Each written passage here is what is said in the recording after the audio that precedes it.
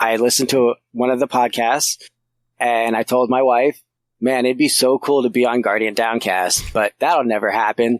And she goes, hey, you never know. Later that day, you messaged me and asked me to be on the show. You ever wonder what makes a great gamer? Great gaming is not only about cheering on our teammates, but also being there to pick us up when we're down. Guardian down! Have you ever played Destiny with a fellow Guardian and thought to yourself, I wonder what their life is like? Questions like these spark conversation, friendship, and community. We're a Destiny 2 podcast that focuses on three things: community, news around the gaming industry and Destiny 2, and thought-provoking topics in the game. We're Guardian Downcast. Your stories, your community, your destiny.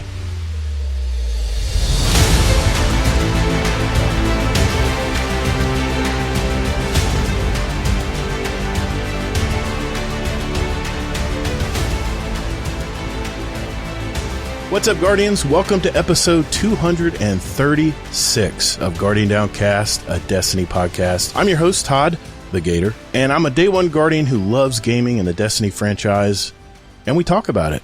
In this episode, we ask, are you ready for your moment of triumph? I know, that was cheesy. Don't at me, Laz. Well, today, I have another brand new guest on the show with us, and he's been an awesome member of our Discord community and an avid supporter of the show as well. I also was a part of his first Destiny 2 raid completion, and wow, how quickly he took the raiding, like a fish to water. I have a feeling we're going to learn a lot about him today, and I'm excited to dive in to hear more. It's our friend Nico, NicoakaJerzey. How you doing, sir? Pretty good. Nice. In today's show, we'll of course hear Nico's Destiny story and what brought him to the game we all love.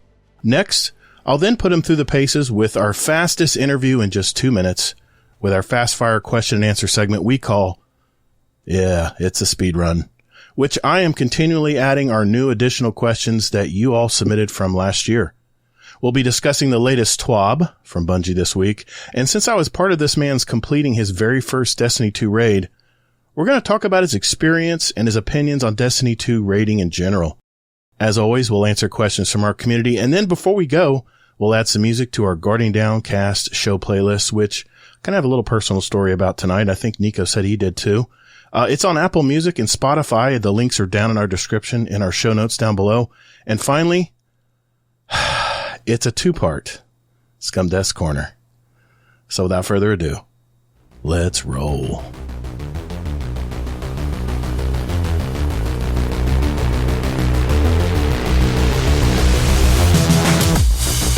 Hey, thanks for listening to Guardian Downcast. There are several ways you can contact us. First, you can find us on X at Guardian_D_cast, where we also post our newly released episodes every week.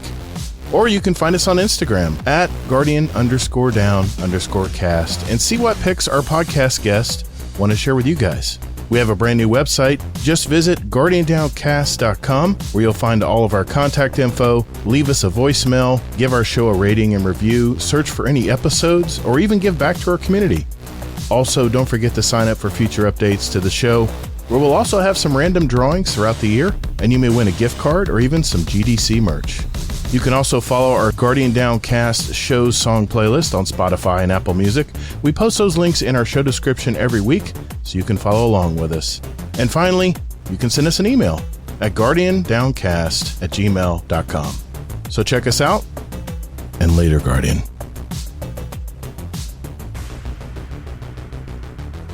Nico, NicoakaJerzey, how you been, man? You doing good? Doing all right. Glad to be off of work. Yeah, you have the weirdest schedule from what I've heard in the Discord. Well, let's start with this. What do you do for a living, and where are you from, sir? I live in Kentucky right now. I'm originally from New Jersey with a short stint in Arkansas and Florida. Oh. And I work in a plastics factory, it does injection molding for basically car parts. And I am a cell leader there, which I'm basically in charge of I think 10 presses, and basically an operator at each press, making sure the quality is all right and checking parts and that fun stuff. Very nice, man. Yeah, I'm from the auto parts well, I was in the retail end of auto parts. Wow. Those are some stressful years, I think back. But yeah, it's big business, man. Auto parts is big. It's big. And one product can just make millions. It's crazy. Well, let me ask you this. What was your earliest video game moment, man? My earliest memory was good old Mario Bros. On the NES. I'm pretty sure my grandfather got it for me. Okay. And I just would sit there for hours and playing. Awesome. Well, how did you find the game Destiny? Now, let me ask you, are you a Destiny 1 or are you a Destiny 2 player? I started in Destiny 1. Okay. It's kind of a long story because my buddy Chris, who was like my best friend, we played WoW together. Mm-hmm. He got me into Destiny 1. And then, like all good times, we all drifted out of it because we actually used to play Halo 3 pretty competitive. So he was like, hey, Bungie has this game. Come try Destiny. So hopped in, and then we ended up on Division 1. He was like, oh, the gear is better in it, and it makes more sense because, you know, Destiny 1 was a little wonky as far as getting gear. Yeah. And then I found Destiny 2 when it went to Blizzard. Right. Because I played PC. Warcraft. Yeah, I saw that pop up and I was like, hey, I'm going to get back into it. And I played pretty much from base Destiny 2 into the first expansion and then kind of drifted off. I always end up back on Warcraft. That's just where I end up. Well, we'll talk about that because that kind of ties into some of the rating questions I have tonight. But so you were here during the dark years of Destiny 2, the year 1. Yeah. God, that was a tough year, man. I liked it. You did? I did. You liked the fixed roles for guns and stuff? You like that stuff? And the team-based shooting in Crucible? That just destroyed me. I guess for me, I like knowing what I'm going to get. Mm-hmm. Random rolls are nice because it gives you a reason to keep going. But it is also nice to have a goal of like, hey, I do this. This is exactly what I'm going to get. I know what I'm doing. I don't got to grind my face into the floor. Yep. Determined gear for the time involved. I've been talking about that for ages, about how you should have a path to getting whatever you want. And as long as you complete that path, boom, you get the gear. That's why you grind, right? Yeah. Yeah. I mean, I'm okay with there being random rolls on stuff. Mm-hmm. You know, that's just part of the game. It should be random drops like that. But there should be set stuff that you can go and get and know exactly what you're going to get. Okay. I get that. Is there a memory of gaming that kind of brings a smile to your face? This could be past or present. Honestly, I have two. Okay. One was, and this is going to be a little wild, I was raiding in Warcraft. I got a text message. I looked down. And mind you, we had been on this one boss for hours in Heroic. It was our first time doing Heroic. Mm-hmm. And I looked down at my phone and random boob pic. Look up. I wiped the raid on an easy mechanic. We all die. And I tell him what happened and we just started rolling. Wait a minute.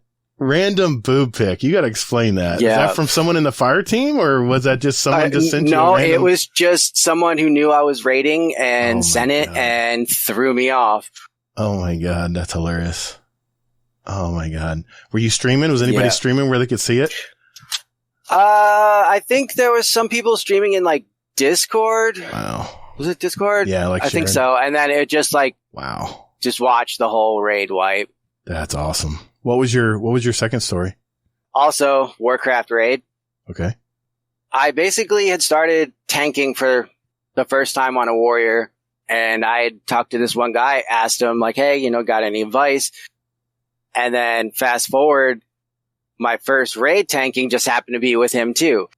And I basically had an ego in it, and I was like, all right, I got this. And I was just cruising through. We're cruising through the whole raid. I get into this room. I pull everything, pull it in there, and he goes, hey, be careful of. And as he says that, I get punted right into a hole. And he goes, well, I was trying to tell you that they had a knockback, but you kind of just ran in there and took everything. Jeez. Oh my God. That was a Leroy Jenkins moment. Oh, it was. I do them all the time. Oh my God. I love that. I love it. We used to do that all the time in Destiny raids. It was so much fun.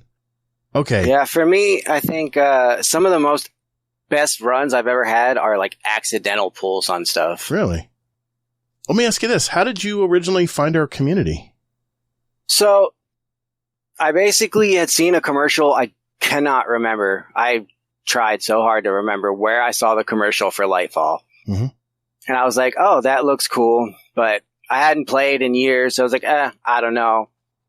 And I went across Facebook and I seen a post that my buddy that I used to play with when it was on the Blizzard, that he absolutely loved Destiny. And it was a few years to that day that I saw that commercial that he committed suicide. Seriously? And I was like, to me, no, I gotta get it. It's a sign to me to come back. And wow. I came back. It was week 2 of Lightfall. Right. And I bought it. I downloaded it, but I had to go to work.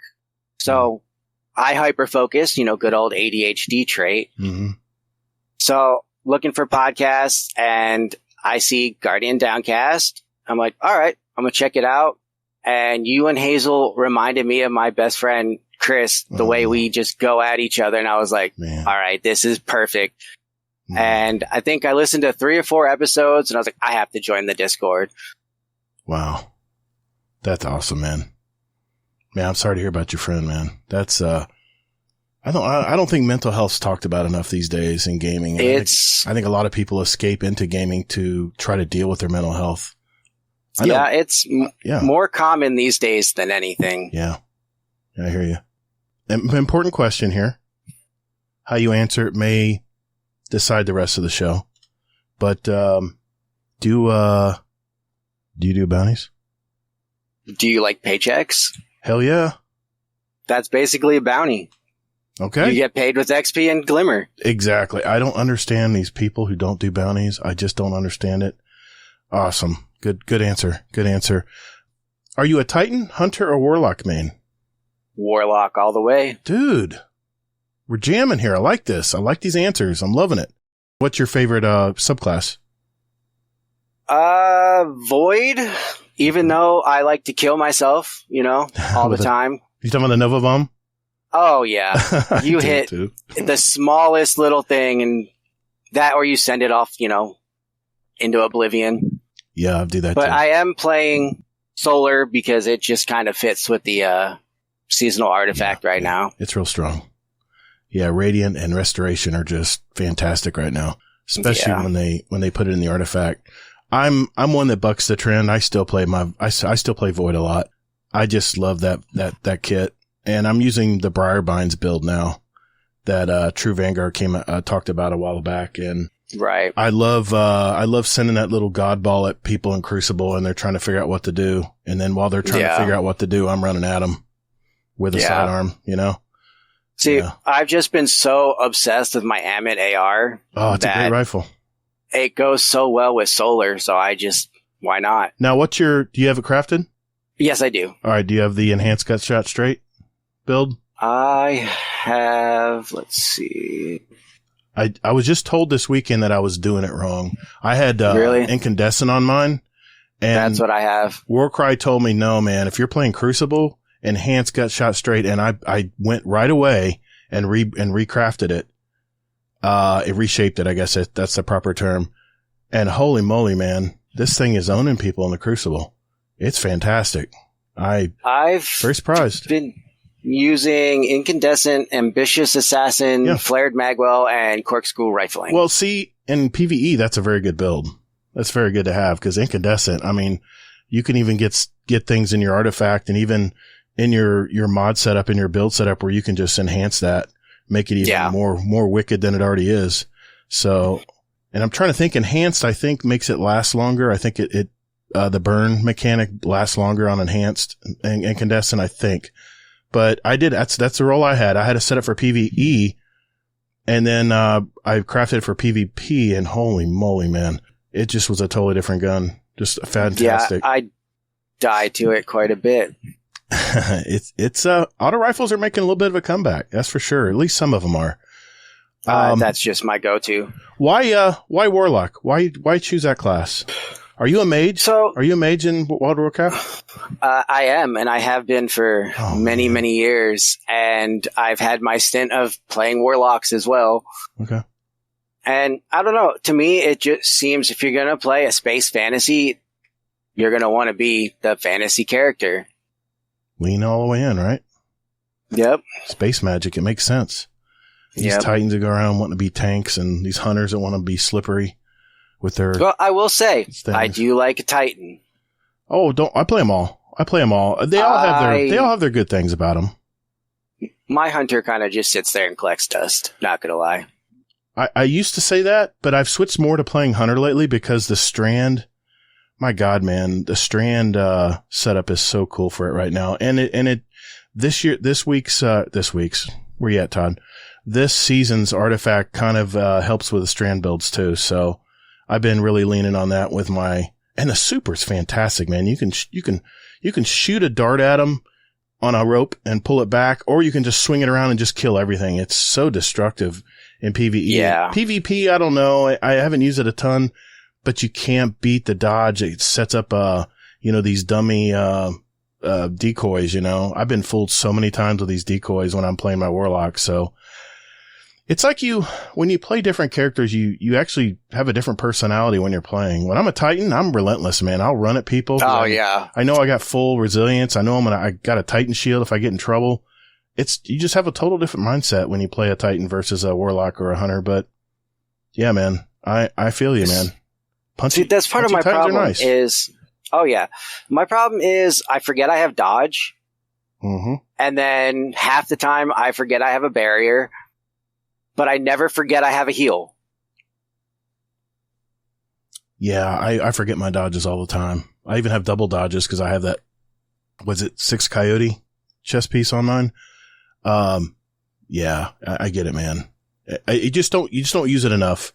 And I need to use it more in Crucible. I'll get better with it once I use it more, but man, it's just hard to escape my blink. I'm a blink Warlock through and through, and it comes to Crucible, and I just love my blink. But anyway, another question, and this was one that Panda threw in, and I decided to make it one of our mainstay questions, is what one weapon in your vault will you refuse to delete, and why? Probably my Amit AR. Okay. Granted, I keep that on my character, but I wouldn't delete it because I wouldn't want to level it back up. And it's probably my favorite non-exotic weapon. Okay. Fair enough. What character in the game do you like the most? I'm talking NPCs here, and why? Well, I seen that and I was like, all right, well, me, of course. I get it. No, honestly, Eris. Really? She is kind of a bad bitch, if we're being honest. Mm-hmm. I mean, she did use a Wish Dragon to get out of the deep and acquire those Acolyte eyes, right? She does things that surprise everybody. Mm-hmm. Everyone thinks that she's going down the wrong path and there's no way out, and she's just sitting there laughing at us. Do you think we'll see Eris anytime soon, or do you think it'll be Final Shape when we finally see her? Do you think her chapter's done for a while, or? I think it'll be Final Shape, and I think it'll be deeper in Final Shape. I don't think it'll be the beginning. Okay. Tell me about a time when you truly enjoyed gaming the most, and what made it most enjoyable? Yeah, so I would say right now, because there is so many good games available, and you can just get lost in multiple games, not get tired of anything. It's a great distraction, and you're not just sitting there bored. There's other games? Yeah, surprisingly. Really? Huh.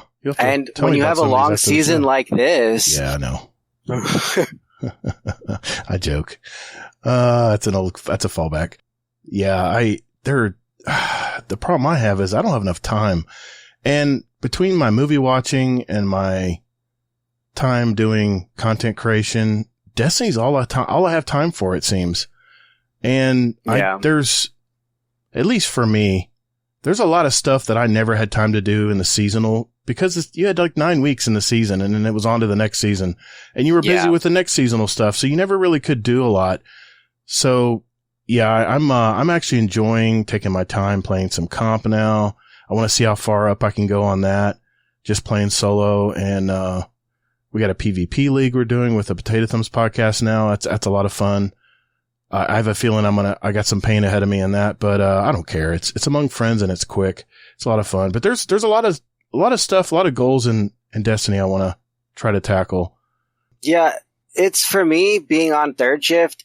Mm-hmm. Being able to play single player games is great, because when I'm on, people are at work. Yeah. See, that's the problem with third shift, right? Yeah. And when they're home, I'm sleeping. Right. So it's like Fridays, Saturdays, some of Sundays, that's my time where I can do Destiny and games like that and play with other players. But otherwise, I'm just kind of drifting off and playing stuff that I don't have to think too hard on. Okay. Good deal. If Bungie assigned you a small but versatile dev team to you're in charge, what would you work on for Destiny 2 right now? Well, I would say I would want to put that raid that I had posted up together. I'd want to build that up. Okay. Because I feel like being able to be creative and put a raid together and then watch it come together and know that people are going in there and basically making a place where people can socialize and have fun together and succeed together.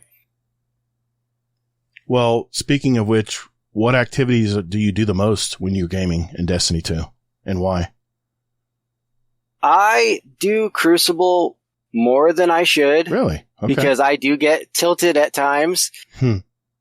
But it's just... Is your wife hovering?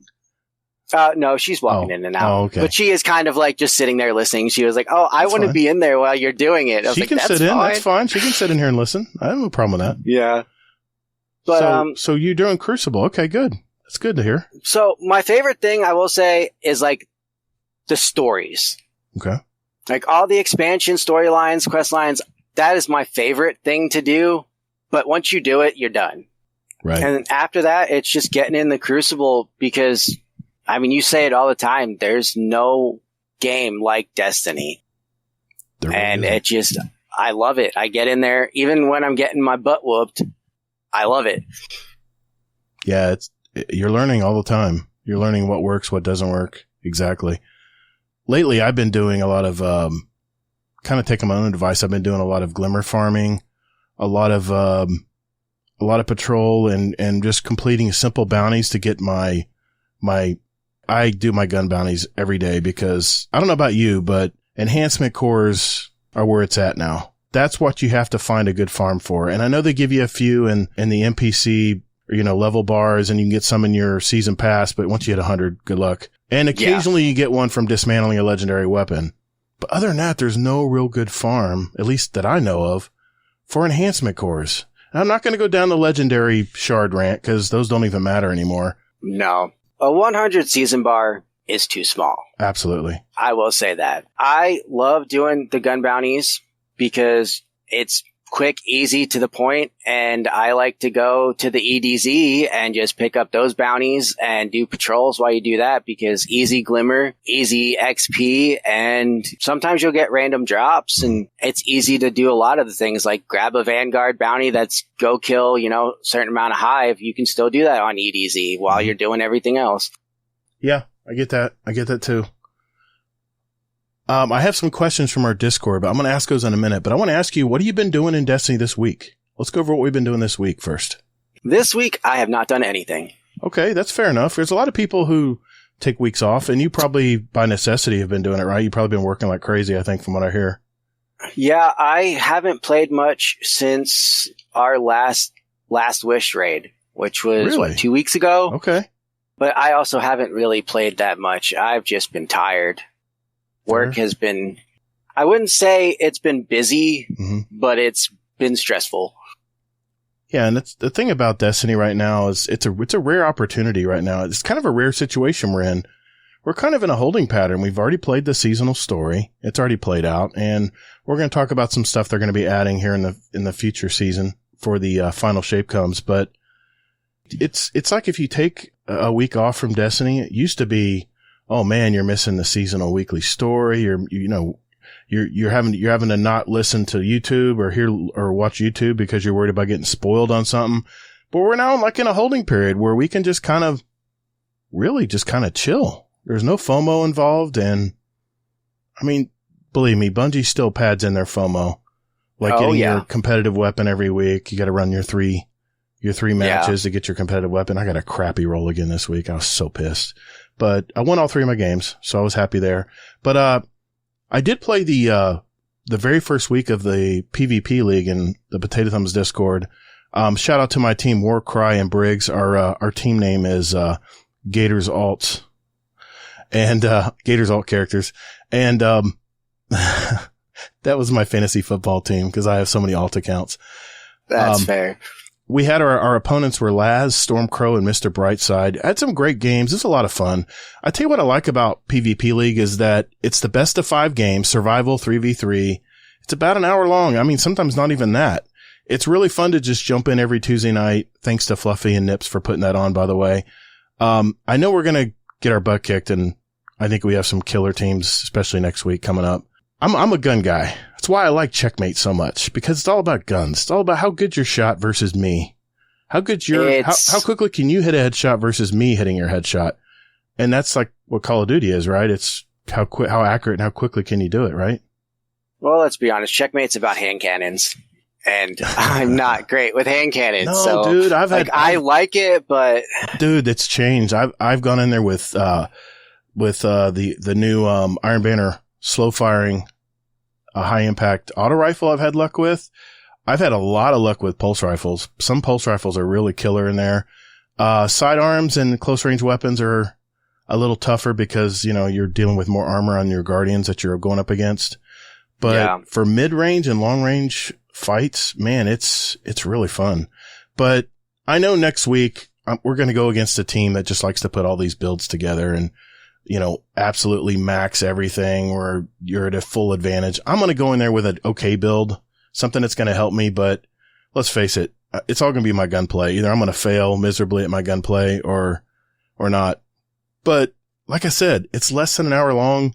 It's a quick, let's see how well I do against this team with my team, and you're done. You're moving on. So, I'm looking forward to that next week. But, like I've talked about in our past Destiny Help Desk Crucible episodes, it's really better to play against more experienced players because you learn more about your own mistakes, and they're usually pretty well exploited very quickly to an avid opponent. And the only way you can improve is really to get outside your comfort zone. I know I need to heed my own advice here sometimes too.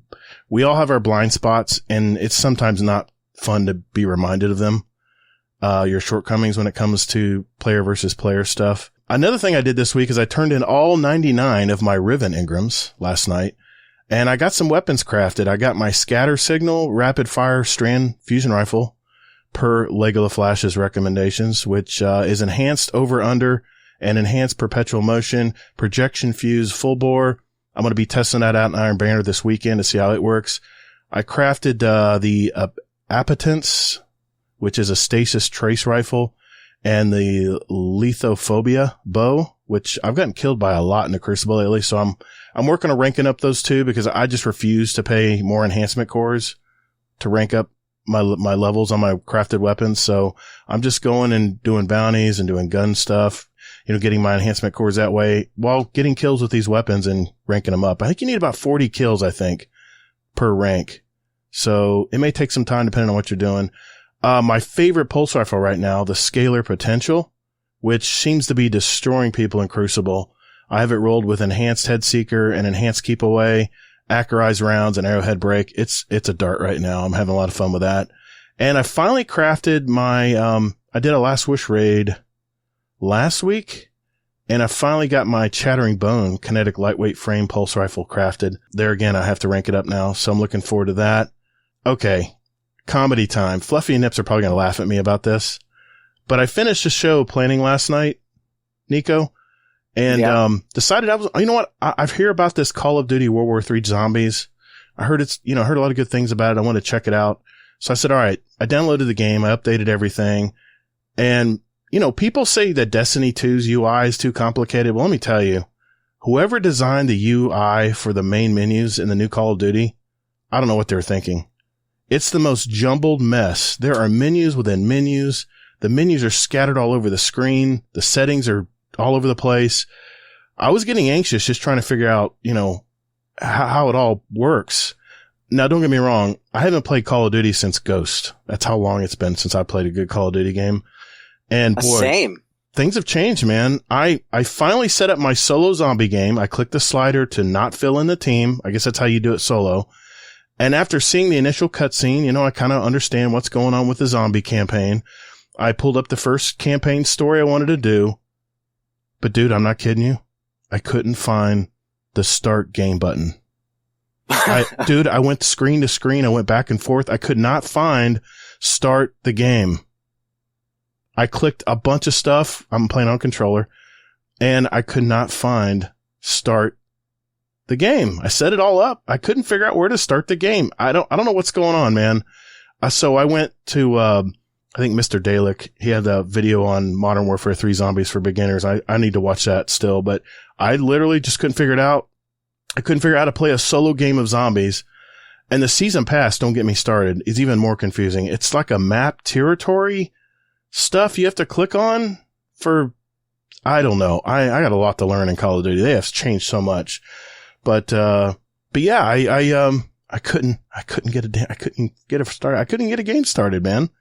So I don't know what's going on with the UI in Call of Duty, the latest Call of Duty, but maybe it's just because I haven't played it in forever. But yeah, it's been crazy. They've definitely been getting more jumbled because I am an OG World at War player and Black Ops was like my glory. That was my PvP heaven. Yeah, Treyarch makes the best zombie games too. So World at War, that was Treyarch. Let's see, I think Black Ops 2, I think was Treyarch. Black Ops 2 had the bus, and I would get so confused on that. Yes, I remember that. Yes, the bus. I would either get left behind or just get lost. And then you're out in the middle of the darkness in a road, and you're like, yeah. I'm so screwed. There's something coming at me. I'm not even going to see it coming. Dude, that was scary, man. I actually got some willies playing that back then. But I did see a new movie this week at the theater. I saw the movie ISS, which is International Space Station. It got 64% from critics, 43% from audience, which I thought was kind of harsh. It's a pretty straightforward movie. What you see is what you get. I mean, I love sci-fi movies, so I usually give them a little bit of leeway because sometimes it's not always about story. It's more about the experience. You're experiencing a different situation in a sci-fi movie. But it's about the International Space Station. There's two crews, one from the U.S. and one from Russia, and what happens next when they see World War III going on in Earth below. You start to see nuclear bombs going off down from space. And, it's a tried and true attempt at like a gripping space movie that unfortunately I've seen so many times. So it was just okay for me. Maybe worth a watch on a night where there's nothing else to see once it comes out on streaming. I don't know where it'll end up. Probably HBO. But I give it 3 stars. It was just okay. My wife and I didn't really feel anything good or bad about when we walked out of the theater, where this is kind of where I give a lot of weight to my reviews, my movie reviews. The question I ask myself is, how did the movie impact you, good or bad, after you're walking out of the movie? So that moment you walk out of theater is kind of a good litmus test for me because it's impacting. You're thinking about it. Oh my God, I can't believe he did this or that. And that was such a neat twist. And a good movie has lots of people talking when they're walking out of the theater. You hear people mumbling amongst themselves, but it's not a good thing when the walk is silent or it's like, okay, hun, what's for dinner? It's like, this movie had no impact. It was just consumable and that was that. So I don't know about you, but I watched a few TV shows. I finished the morning show, season 3 on Apple Plus. Great season. I'll keep watching it, however many seasons they keep cranking out. I started True Detective Night Country on HBO Max. I'm on part 2 of 6 parts. This was Jodie Foster's first appearance, and I don't know when. It's been forever since I've seen her on this big screen. I'm not going to spoil anything, but damn, man. What a good mystery series so far. I'm on the edge of my seat. The character development right off the bat is just grips you, and you want to know more right away. And dude, the things you will see in this one is nothing like anything you've seen in the last True Detectives. It's out there, man. So it's out there. I have not really started anything new because I really don't have time. Yeah. But I have started recently. Well, I wouldn't say recently. It's been, I think, 3 years, 2.5, 3 years now. I actually went back to 1996, I believe it was, King of the Ring, when Stone Cold became Stone Cold. Okay. And I have been watching every show and every pay-per-view. I am now up to 2002. Is that a documentary series? No, it's actually every Monday Night Raw. Okay. SmackDown. Really? I've watched all of it because I'm just trying to relive all of the time that I missed from, being a kid. And I got my wife started on 3 shows. We're watching Suits, which I don't know if you started that yet. It's on my list. I've heard so many good things about this show. And it's been out forever. It is great. The first episode is hilarious and it gets you hooked. Okay. Good to know. Sons of Anarchy, I've got her to season 3 with that. That is probably the show I have watched the most, start to finish. Yep. And Prison Break, which I absolutely love that show as well. I saw the movie it was based on with Tommy Lee Jones, but I haven't seen the series. Cool. I really like the series. I think they did like another season years after, and I started watching it, and it just did not feel the same. Okay. And I'm also waiting on the new season of The Rookie, which is our boy Nathan. Yes. Good deal.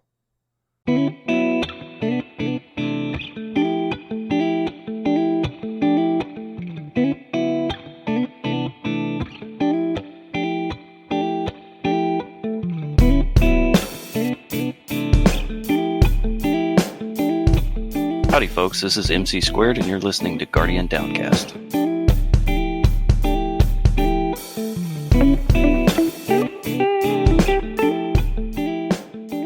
All right, let's get into some questions for you here. This is from our Discord community. This is from, we got a lot of questions for you, man. Thank you, community. I've seen that. Great questions, community. Thank you for sending them in. This is from Heyoka. He has several questions for you, but I'm going to start with this one. Question for William the Worm. When was the last time you saw daylight? Have you found that cottage in Ireland to retire to yet? So I see sunlight about 8 to 10 minutes a day on the ride home from work, and that is almost too much. And it's actually been cloudy here, so I've liked it. I haven't needed to put sunglasses on. I have hazel eyes, which are really bad with the sun, so I get migraines very quickly. So I avoid sunlight as much as possible. And I have not found a cottage yet, but I still have 25 years at least to find a cottage and save up for. So, but that is my goal. We have talked about that multiple times in our morning chats when all the UK people hop on. Now, people who have hazel eyes, I didn't know this. They're sensitive to light? Yes. I have hazel eyes. Yes. Really? Because my wife's always like, why is it so dark in here? I'm like, we have these kitchen lights. They're like little cans, LED cans in our kitchen we just redid. Yeah. I never like them on. I feel like I'm on a stage somewhere. Yeah, I keep lights off as much as possible because it just gives me headaches. It strains your eyes, and I'm sitting there staring at 2 big giant monitors. But I wear blue blocker. These are blue blocker readers because I can't. I'll be up even later than I'm already up late as it is if I was staring at light at this time of day. But Panda has one here for you. Question for Nico: you can modify one piece of content in Destiny 2. What is it, and what would you change about it? All right. So I thought about this quite a bit.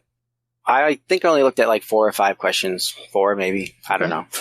But I would modify the Crucible, and I would add a 2v2 competitive arena. Okay. Like a doubles. Sometimes, yeah, you just have your wingman, the one person that, you know, you can rely on to be on. Your time's set up better because honestly, 3 is easier to set up, but it's not the best of setting up, hey, can you be on at this time when, especially working thirds, you know, but I think 2v2 would make it more reliable. Like you have to rely on your friend a little bit more. And I think it should, take the maps that are already there and block off portions of it to make it smaller for the 2v2. That way you're not having just running around these big maps. They should have seasonal specific arena armor as well, and a seasonal shader for arena. That way you could show off like, hey, I did this arena 2v2. I got to this point. I got this shader, just to kind of show off, because not everyone's going to be able to get up there and get that. And I like things like that you have to work for and can show off. Yeah, we need more vanity stuff in Destiny. We really do. I agree. All right, good answer. Heyoka's got another one for you. Question for Nico. You're a man, I think he meant you are a man who wears his heart on his sleeve and openly shares his life with us all. What does being part of this community mean to you? So, I do share my heart a lot in the lounge. That's kind of I would say my little safety hub that I talk to everybody. Right. They know more things than my wife at times because they know a few things that I have planned. But honestly, it's a great escape, and it's nice having a place you can go and relate to people on levels that you never thought you would relate to. And that's the one thing that is great about this is you have people who, if you were walk past someone in the street, you may not think twice. But you get on here and you talk to them and you get to know them. It's like, well, that doesn't matter. Like, I do relate to this person. We do have a lot going on. And I think that is just a wonderful thing for everybody, and they should take advantage of it because there also are a lot of people who have been through mental health stuff that reach out or are available to talk to you, and it is a great resource. Yeah, I love the lounge. But anytime we get some conversations going in there, it's pretty cool. Oh, yeah. Hammer Crasher 32 has a question for you. Question for Nico. As a fellow night shifter, I have no problem sleeping during the day. Is sleeping while it's light out hard for you? Are you a day walker on your off days, or do you keep a similar schedule? So I actually have a huge dresser that my wife uses blocking my window. It is black in my room. I have absolutely no problem sleeping. I would rather sleep until the sun goes down. And also with ADHD, I take my Vyvanse, which is for ADHD, at night before work. So I stay on that schedule because I don't like flip-flopping medicine. It's just better to have your set schedule. So I take it and then I'm up on the weekends. I'm waking up right now. Right. Yeah, I'm getting my energy. You took a nap during the day, right? Before the show. Yeah. Right. So like when people are getting tired, that's when I'm getting into my full swing of things. Dude, I have to agree, man. I'm not a third shifter, but I have a weird schedule because I'm self-employed. My schedule is a lot different than a regular 9-to-5 job. And I get my energy around 10 p.m. Yeah. I'm a slug if I'm working outside, it's fine, but the mornings, I'm a slug. I'm just a slug. I just have a real hard time getting going, but as soon as 10 p.m. rolls around, it's like another gear sets in. It's crazy. I've always been that way. It's just nighttime is my time. Yep. And I've tried working day shift and I wake up by the time it's clock out time. Funny story. I remember my mom talking to my mom. She goes, "You've always been a night owl, Todd," because I remember I would wake up at midnight and you were in your room vacuuming. I had an upstairs when I lived with my parents. I have an upstairs loft room. She goes, "What the hell is that noise?" She goes in there, "I'm vacuuming. I'm cleaning my room at like midnight." I've always been that way. I can't explain it. I've tried going to bed early. All I end up doing is just staring at the ceiling. Yep. It's, So you deal with the daylight okay. I have to have blackout curtains, or I have to have shades. Yeah, or I have to have blackout. I do not like light. I don't even like lights on in my bedroom, honestly. If it's just all dark. I have LED lights around my TV and around my ceiling. Mm-hmm. That's good because you can change that, brightness on that. That's fine. But if lights are on too long, I get the migraine and it's awful. Plus, my grandmother also used to be a late nighter, and I can just remember so many times that I would just go down and we'd watch Nick at Night, I Love Lucy, Three's Company, and we would just sit there and play cards and watch TV. Good times. Good memories, I bet. Monty Money has a question. Question for Nico. If you could work any trade, which one would you pick? Honestly, I kind of like what I do. Okay. I would probably stick with what I do. It's not the easiest work, not the best work, but I have a sense of accomplishment. We're making parts for cars, and, people need parts. We have to make sure they're good. And you're always going to need a car. So you're always going to need the parts. So knowing that my company makes those parts and can get them out, I really like that. There's something valuable about having purpose in your job. Knowing what you're doing is making a difference, I agree. Yeah. Yep. I don't know what it is. Maybe it's because we're two brothers kind of cut from the same cloth, because I don't know about you, but it's all about checking the box for me. It's about, like you talk about doing a story in Destiny and you click that box, it's done. You can move on to the next thing. It's like, it's something in your brain that just clicks when you're completing stuff. It's like little victories. I can't Is that kind of how you feel about stuff, or am I off? Yeah, absolutely. And if I can get through an entire shift without anything, any issues, and knowing that the people who relied on me got everything they needed, I can go home and feel good. When things go wrong or I make mistakes, I don't really let it eat at me, but I do go home a little defeated. Yeah. I'll have days where the weather just interrupts my day and I can't get work done. And I'm in the worst mood when I get home because I feel like I wasted my day. Like there was no purpose to my day. Weird how that works, in the brain chemistry. Okay. Thank you, Monty Money. He's actually a new patron member, actually. Thank you for your question. All right. We have one more from Puppy Parade. What has been your favorite Destiny 2 DLC campaign and why?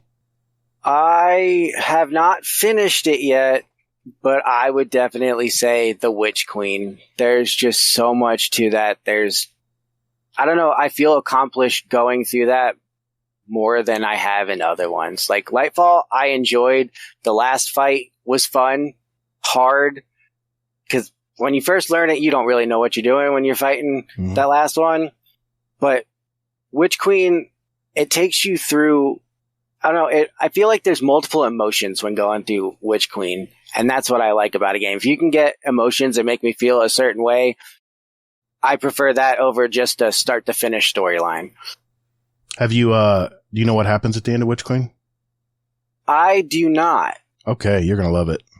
It's my favorite ending of all the campaigns. So keep the pace, man. You're going to love that story. Decided that I wanted Osteo Striga, so I started it on Legend, and I am slowly working my way through on Legend for the first time. It's a lot of fun. Yeah. If you ever need help jumping in one of those, man, let me know. I'm up till 3 a.m. every night, so will do. Yeah, if you're getting stuck on a mission, because I've run 3 characters through Legend, let me know, man. I'll jump in and help you out. But no, as long as you get them done on Legend, period, you still get the trying to remember what the exotic was for Warlock at the end of that. I think it changes every season, but yeah, you're gonna really like that story, man. Especially that end cutscene. Holy moly. What a great cutscene. One of my favorite cutscenes of all time. Okay. Thank you, Puppy Parade. He's a new member of our Discord as well. Thank you, sir. I'm assuming you're a sir. If not, I apologize. I will say this as a side comment. I love how this community, even though Destiny has slowed down, people joining have not slowed down. That's true, man. I mean, people come and go. That's just Discords. That's just the nature of all Discords. But I have to admit, we have a really solid base of people in our Discord, and for the most part, a lot of people stick around to see what's going on. So I love that, man. Yeah, I mean, for a dying game, the Discord's certainly not dying. There's a lot of Discords out there that I heard are just disappearing because they're just Destiny empty. based. Yeah, I mean, people just aren't. That's sad, man. And hey, I mean, if you want to bring your friends to our Discord and you want to just hang out and do stuff with your friends, but you want to be a part of a bigger place, discord.gg/GuardianDownCast. Join up, man. Everyone's very friendly. We're not bugging you to do anything. If you want to hang out, you want to lurk, whatever, do it. It's such a laid back community. That's why I love it so much. Anything else you've been doing this week before we move on? I know I've been working on my alt account for my armor, for my new shader and emblem in Iron Banner. Now, I did want to give Bungie a shout out because they enabled an option when playing Iron Banner now where you can select the control version instead of the featured one, which I think it is Fortress. Yes. Yeah, I could care less about how many turrets I killed. Okay, just give me a KD. Tell me how many people I killed and how many I died from. So thank you, Bungie, that's one great thing they have done for Iron Banner. Still don't like I almost think that the team-based matchmaking kind of ruined Iron Banner playing as a group for me. I actually had to mute myself a couple times playing Iron Banner earlier in the week because I was just getting so negative and salty every time. Yeah. I mean, we're playing amongst friends and just goofing off, and we came up against the sweatiest 6 stacks, man. It was just not fun. And even our most positive people in our group, you could tell it was wearing on them.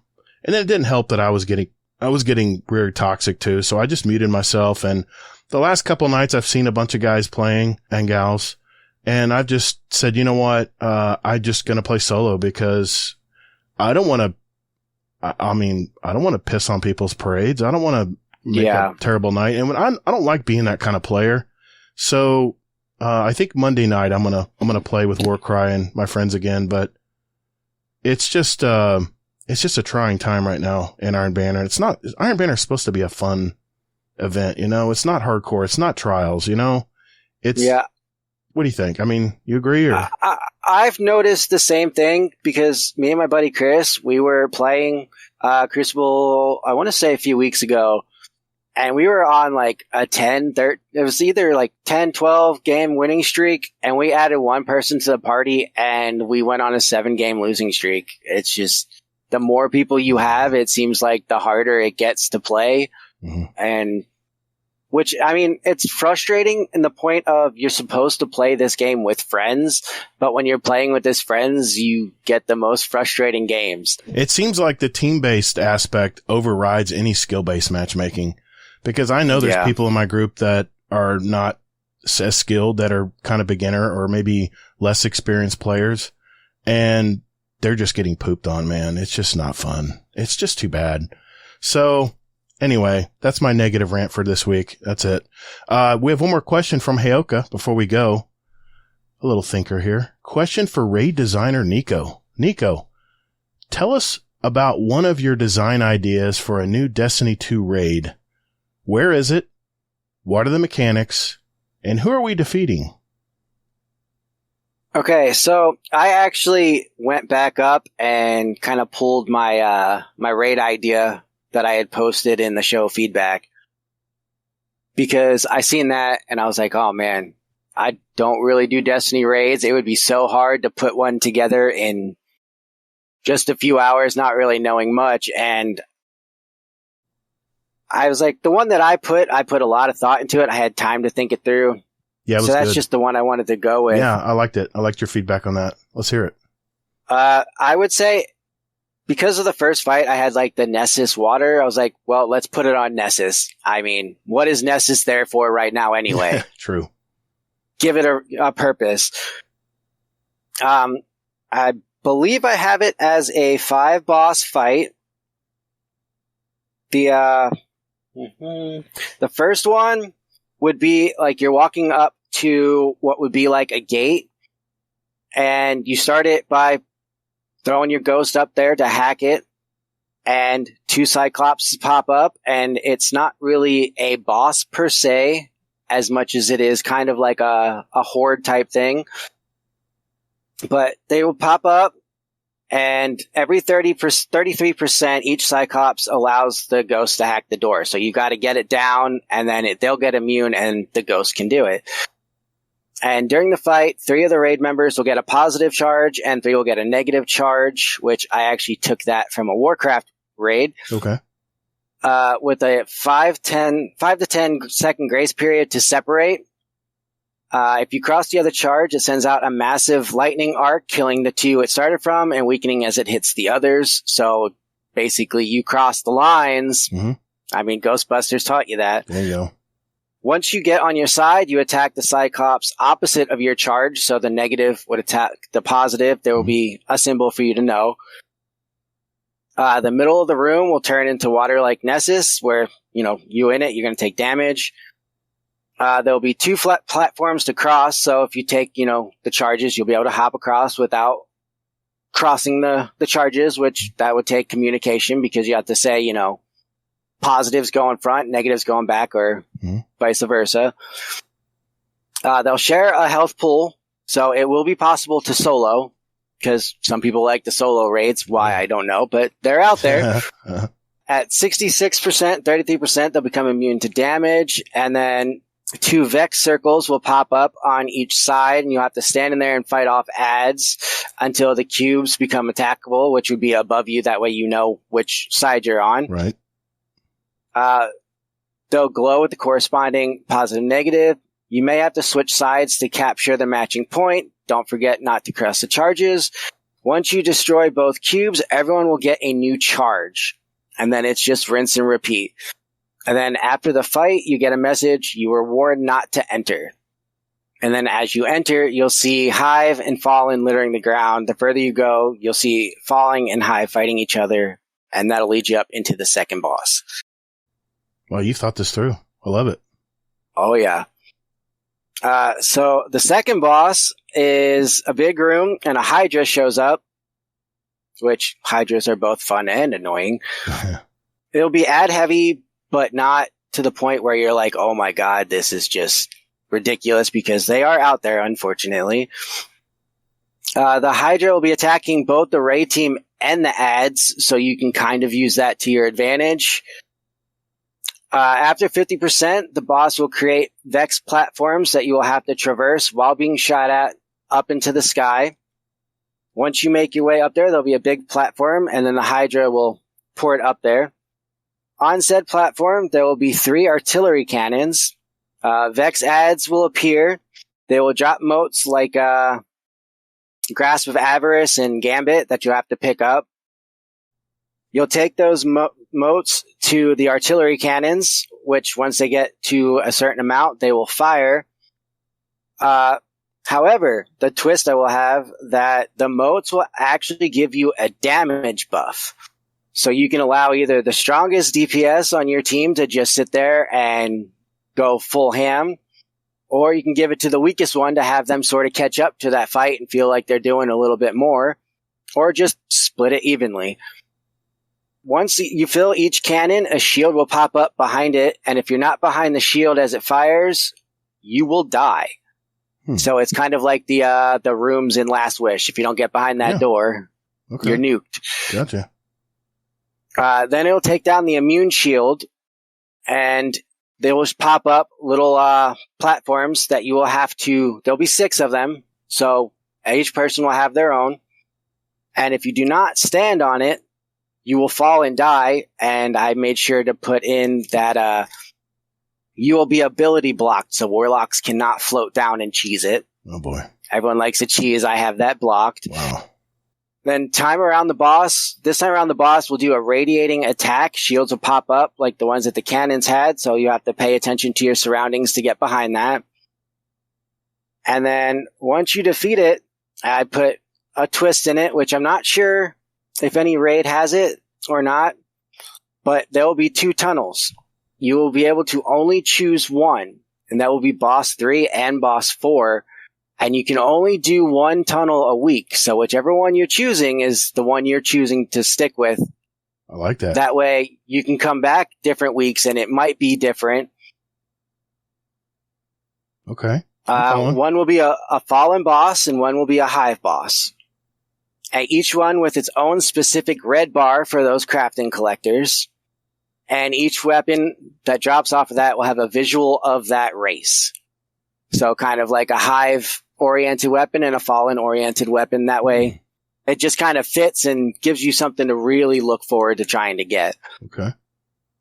The hive boss will be like the one salvage boss from Season of the Deep. If you remember going through, at the end, you had to stand in the certain, runes like to shoot the shield off. Yeah, right.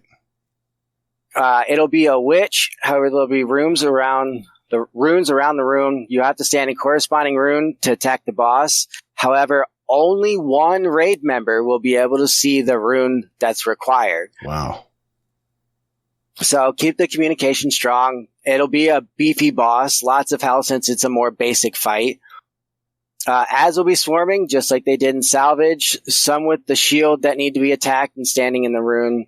And that's basically that fight. Kind of to the point, but it requires a lot of communication with only one person being able to see what rune. I got you. The Fallen boss will be a Fallen Walker. Basically the same fight from the Devil's Lair strike. I have many memories from going in there. I've soloed that favorite enemy by accident. Yep. I love that. I love the walkers. Basically the same fight, straightforward, beefy fight. After the bosses, you will converge to a bridge. As you're crossing, boom, it blows up. Do you plummet to your death? Nope. You fall into a Vex portal. Oh, I love it. Once you land, you see an exo head like the one on Europa. It congratulates you on passing the test. The room then goes red. The black walls open to show hundreds of Vex standing at the ready. Oh my God. It was all a simulation. Oh my God. Wow. The exo tells you you will not gain access to the vault. You actually stumbled onto an ancient vault that the exo found and created defenses. However, the Vex have corrupted those defenses to try and gain access. An alarm will sound, and a giant wyvern will show up. During this fight, 3 orbs will show up. Everyone will become silenced. Weapons only, boys. Wow. Hope you saved up your energy ammo or rocking double primaries. I like my double primaries, Yes. just saying. Thank you. The 3 that pick up the orbs will get a debuff. You will have to traverse platforms upward to a place the orbs to remove the silence. A place will go out during that phase. Each time it goes off, it does more damage. So better deposit those orbs quick. Once deposited, everyone will get a short 3 to 5 second region buff. That debuff from picking up the orb will last long enough to pass through the phase a second time. So everyone will have to carry an orb. Once the fight is done, the Vex all get teleported out. The exo head thanks you and apologizes, then rewards you access to the vault. In the vault will be 24 safety deposit boxes on the wall. And I stole that idea from you about saving up the keys. Yes. For Last Wish. Yes. Each one can pick one for personal loot. The final chest is unlocked until each player opens a box. So each player will get their own personal one, and then a final one will open at the end. Nice. Then it will be followed by a cutscene. What was in that vault? The key code to access a special Vex world simulation. That'll lead up to the next Destiny 2 expansion. Based on fighting your way back to the real world, there will be a Vex-based tower where all the people are there, but they will be simulations, flickering from time to time to know it's a simulation. Also leading to a new subclass, which will be based on hacking existence. Consider each class kind of being Neo from the Matrix. Wow. The white room, right? The TV room? Yep. I love it. Dude, what an imagination, dude. I love it. That is, dude, I'm tempted to make like a 5-minute video and just have you explain that to everyone on YouTube and see what everyone thought. That is such a great idea, man. Wow. I like the vault idea too. Yeah. Yeah. I was thinking about it, and normally there's just a raid. You go in, you fight the boss, and maybe it leads you to the next big bad. But I felt like having a raid that leads straight into a new expansion and changes things up would be cool. And I don't know, I just like the whole Vex simulation stuff because you could do so much with that for an entire expansion. I like also that you can choose one tunnel a week. So depending on what tunnel you pick decides on what boss you get. Yeah. I like that too. That's great, man. Bungie, are you listening? There you go. I hope so. Hire this man. Oh, never mind. He likes his job. Never mind. Thanks, Nico. That was great, man. Great answer. Shit. It's better than anything I could come up with. Wow. Good job. All right. Before we go, I got some signature questions for you. Are you ready? Oh, yeah. Do you have any hobbies outside of gaming? Do you have time? I don't have time. I used to write fan fiction. Oh, man. Great. But that kind of drifted off because just time. I don't have time. But I've been playing a lot of RPGs recently, and I will say I actually have a little note on my phone where I started creating creatively my own video game. So you just kind of add to it as you think of something? Yeah, I've got characters down, and I have some of the story-based Very cool. wrote down as well. I like it. Dude, I don't know about you, but I started writing on Medium. It's like a blog app. And just stories of my past. And, dude, writing takes so much brain power. Because you have to have a place where you can quiet your mind. And as you and I both know, that's hard to do sometimes. Oh, yeah. And hyperfocus is nice, but you have to get to hyperfocus first. And it takes a lot to get to that phase where you can really deeply focus on something.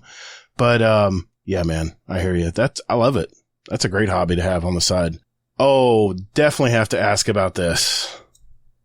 Nico, NicoakaJerzey. Dude, what's up with this gamer tag?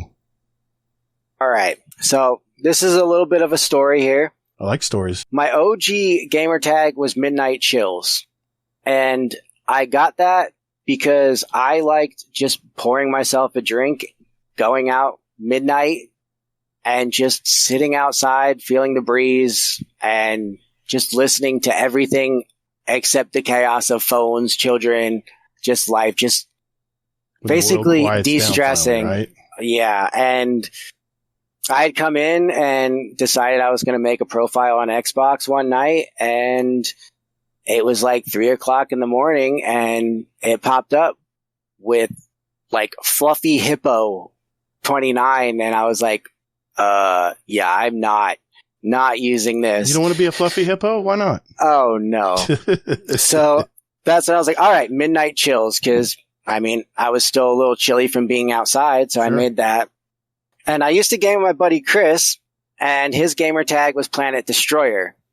And this was back when we used to play lots and lots of Halo 3. We were almost God mode in CTF. We would just dominate people in CTF. Nice. And I actually lost my gamer tag because my ex put it in the family group thing that they had. So it all went to her email. And when we separated, I lost that. And I was like, oh man, got to make a new one. Popped it up, and it got one of those random generated ones. And I was like, nope, can't do this. Can you tell me the name of it? I don't remember the name of that one. Anyway. Yeah. I just remembered Fluffy Hippo because I was like, that does not mix at all. Oh my God. So I was like, all right, what am I going to do? And I was talking to my buddy Chris at that time, and he was like trying to help me name stuff. And I was like, well, you have a destroyer. Let me just be another destroyer since, you know, we do kind of have a clan in Halo 3. And I was going through and nothing fit. I could not think of a good destroyer. And I was like, all right, I live in New Jersey, Jersey Destroyer. And I wrote that down. I was like, no, that just doesn't look right. So I swapped the S with a Z, and I was like, all right, it's a little different. I like that. And I was Jersey Destroyer, and I got really big in Black Ops, and I had I wouldn't say a following, but I had 20, 30 people who, yeah, they all wanted to play with me, and it got kind of toxic and life got chaotic, and I was like, I need to just step away. And I decided to make an alt profile, which then became my primary, and I hated the name. I had a nickname Nico, and I hated it as a kid. It was, I don't know why, I just despised being called Nico. And I was like, people know that. I'm going to go with Nico because they know I don't like that. But the people that I did want to bring along, that I didn't care if they knew I was on that, knew me as Jerzey. Everybody called me Jerzey. So I was like, Nico, aka Jerzey. That way, if people look me up, they won't think it's me because they know I don't like Nico. And it stuck. That's just what I have on basically everything. It's Steam, Blizzard, Xbox, PlayStation. It's all Nico, aka Jerzey, when it allows me to. I like that because it's like inside info. It's like only your true friends know about the Jerzey part. I like that. Nice, man. That's a great story, man. Great explanation, too. Okay. What is a motto or mantra that you live by today? All right. I've got a couple.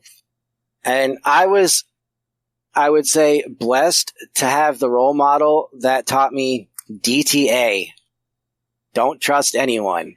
And I have been through a lot of chaos in life. And sometimes you just can't trust even the person you think you trust the most. Really? You can't always trust them. And that's kind of the good thing about online friends is I trust them more than I trust people on a day-to-day basis. Yeah. People's character kind of comes out when they don't think about it, when their guard's down. Yeah. It's a shame, but I mean, that's life. You just roll with the punches. Mm-hmm. I also have fuck around and find out. Me and my friends at work, they know that that's me because I work my butt off. And then when people just do stupid stuff, it's like, no, not going to fly with me. And the other one is if you know, you know. And it's basically accepting what you don't know. And we don't know a lot. So if you know what you know. But after that, you have to accept that you don't know. And a lot of people struggle with that. I struggled with that for the longest time. It's, you think you know something, you argue a point, but then you realize, what am I arguing for this? Like, I really don't know. And the last one is, it be like that sometimes. You said that a few times at the beginning of the show. Yeah, you just have to accept things, things are going to be what they're going to be. I like that attitude, man. Nice. All right. I always save my favorite question for last. I'm sure you've thought about it. Nico, aka Jerzey. Or Jersey. Was it Jersey Destroyer? I like that name too. It was Jersey Destroyer. Dude, I love that name. What's one thing about you that no one in our community might not know about you? I would say, and I don't think I have ever brought this up, even to the lounge lizards, I used to play the viola. Really? And I actually miss it. When I was a kid, I just wanted to do sports and do video games, and I didn't really want to sit there on an instrument. And then, you mature and you're like, man, that was actually really cool, really fun. And it gave you meaning, and it was cool to learn something like that because the viola is not easy to learn. And I wouldn't say I regret it, but I definitely feel like I wish I would have kept playing. I feel that same way about saxophone and guitar. Now, viola, I'm making sure my instrument knowledge is correct. It's a little bit larger than a violin, correct? Yes. But it's not as big as a cello. No. It's like in between. Yeah. Yeah, you kind of hold it the same way. It's pretty much a violin, just like slightly a deeper different version of it. It's like a alto sax is a violin. A tenor sax is kind of a lot like an alto sax, but just a little deeper sound. A little more mid-range. So. Yeah. Okay, cool, man. Great. Hey, Nico. Thanks for sharing your life with us tonight, brother. That was a great interview. No problem. Fantastic interview, man. All right. I laugh because it's always that time. It's time for the speed run. We're going to see how quickly Nico can get through this. right after this. Call the Praxic Order, call the Thanatonauts, the Ginseng Scribes, call everyone so they can witness you. All right, boys and girls, this segment is called The Speed Run. This is where we have a database of over 800, possible questions for our guests tonight. And Nico here is going to have 2 minutes to answer as many as he can. These are short 1 or 2 word answers. And at the end of the year, the guests with the most answer win a prize and title of 2024 Speedrun Champion. The questions are custom curated by me, so no one can memorize the order, and just quickly answer what comes to mind. Tonight, I'm going to read out the questions from my list, and with the help of my female assistant, I won't say her name, on my phone, will help me with the timer. Blackbird is our current leader with 43 questions answered. So what do you think, Nico? You ready to do this, man? Oh, yeah. Let me make sure I'm in good spot here. All right, here we go. 3, 2, 1. Warlock, Titan, or Hunter? Warlock. Hand towels or air dryer? Hand towels. Void, Solar, Arc, Stasis, or Strand? Void. If you could live anywhere in the world, where would it be? Ireland. Tennis or pickleball? Tennis. Controller or mouse and keyboard? Controller. Sidearm or fusion rifle? Fusion rifle. Strikes, Crucible, or Gambit? Crucible. Are you an AMC Stubbs member? Nope. Quest or RNG? Quest. If you could choose, who would voice your ghost? Will Arnett. Crota or Oryx? Oryx. Human, Awoken, or Exo? Awoken. Is a hot dog a sandwich? No. Is Scum Death your uncle? Yes. What's your favorite Destiny planet? Io. Do you have pets? Yes. Vex, Scorn, or Hive? Vex. What's your favorite armor or weapon mod? Fastball. What is the best sandwich? BLT. What armor slot do you use as an exotic? Chest. Kill Clip or Rampage? Rampage. Ikora, Kate, or Zavala? Ikora. TV or monitor? TV. What number am I thinking of? 22. Drifter, Zavala, or Shax? Drifter. Describe yourself in one word. Crazy. Destiny 2 seasonal events, yes or no? Yes. What's one thing you own that needs to be thrown out? Trash. What's the worst job you've ever had? McDonald's. Picard or Kirk? Kirk. Do you have a tattoo? Yes. What do you eat for breakfast today? I don't eat breakfast. Favorite drink? Tea. Charcoal or gas grill? Charcoal. Solo or fire team? Solo. Gas, electric, or diesel? Gas. Can you drive a stick shift? Nope. Xbox, PC, or PlayStation? PlayStation. Do aliens exist? Yes. Favorite music genre? Metal. Star Trek or Star Wars? Wars. Le Monarch or Tiku's Divination?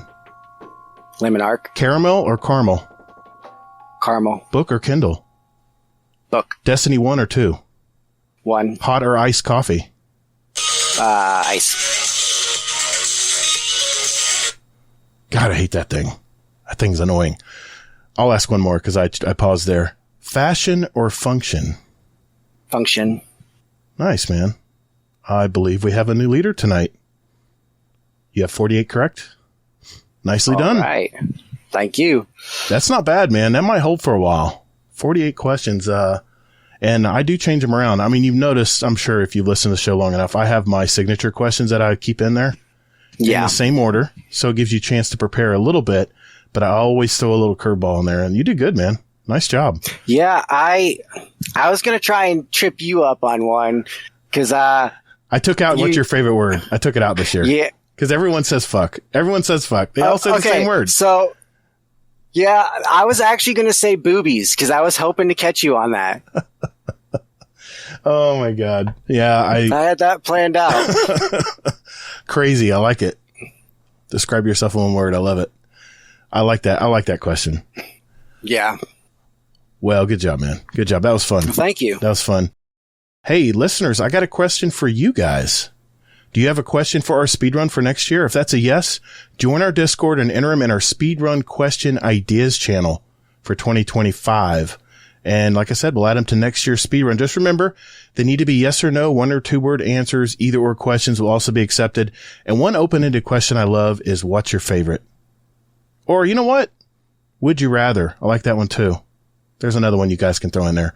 At the end of the year, we're going to have 2 drawings again for a $25 gift card of your choice, and you can enter up to 5 questions to go into the drawing. I've been seeing a lot of people have been putting some good questions in there, so let's keep it going, and good luck. Also, if you're enjoying what you've heard today in our little show and you know someone who plays Destiny, can you do us a favor? Can you share the show with them? All the links are down in our show description, right down there. I'm pointing downward in the show description. I don't know why I do that. Anyway. All right. That means it's time for this week in Destiny. At Bungie. Close.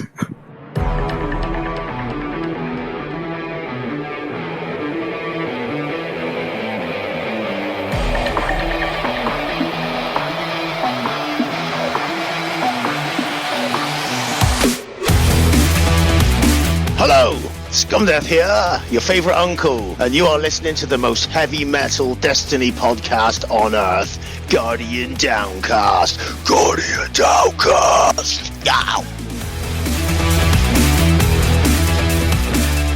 All right, this is the second TWAB of 2024, and the main thing I got out of this week's TWAB, and I'll try to generalize things as much as possible here, is next week's going to be a really big patch. There's a lot of stuff coming next week that is going to change the season.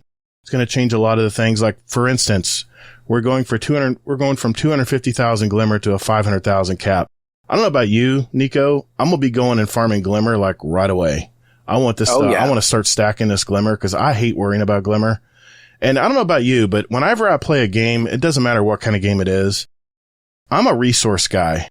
First thing I want to know is what resources am I going to need to build this or that or do whatever in the game. I found out what the common currency is, and I just start stocking it up. I don't know what it is. I don't know what that is, but I played Elden Ring. First thing I did, I was collecting red flowers everywhere. I was like, where red flowers? Oh, I spent 2 hours just collecting red flowers. But that's what I'm going to be doing next week when the 500,000 Glimmer cap comes, is I'm going to start, because I go through Glimmer like water. It's crazy. I keep getting capped and forget that I'm capped. Yeah, you start collecting like, I mean, one of the things I produce videos for as far as Glimmer farming is the resource nodes. You can't get resources anymore, but if you put on a harvest Glimmer, a harvest mod on your Ghost, you'll get minimum 900 Glimmer for every resource node because they're still out there. Put on a Ghost that finds your. Now I got to look it up.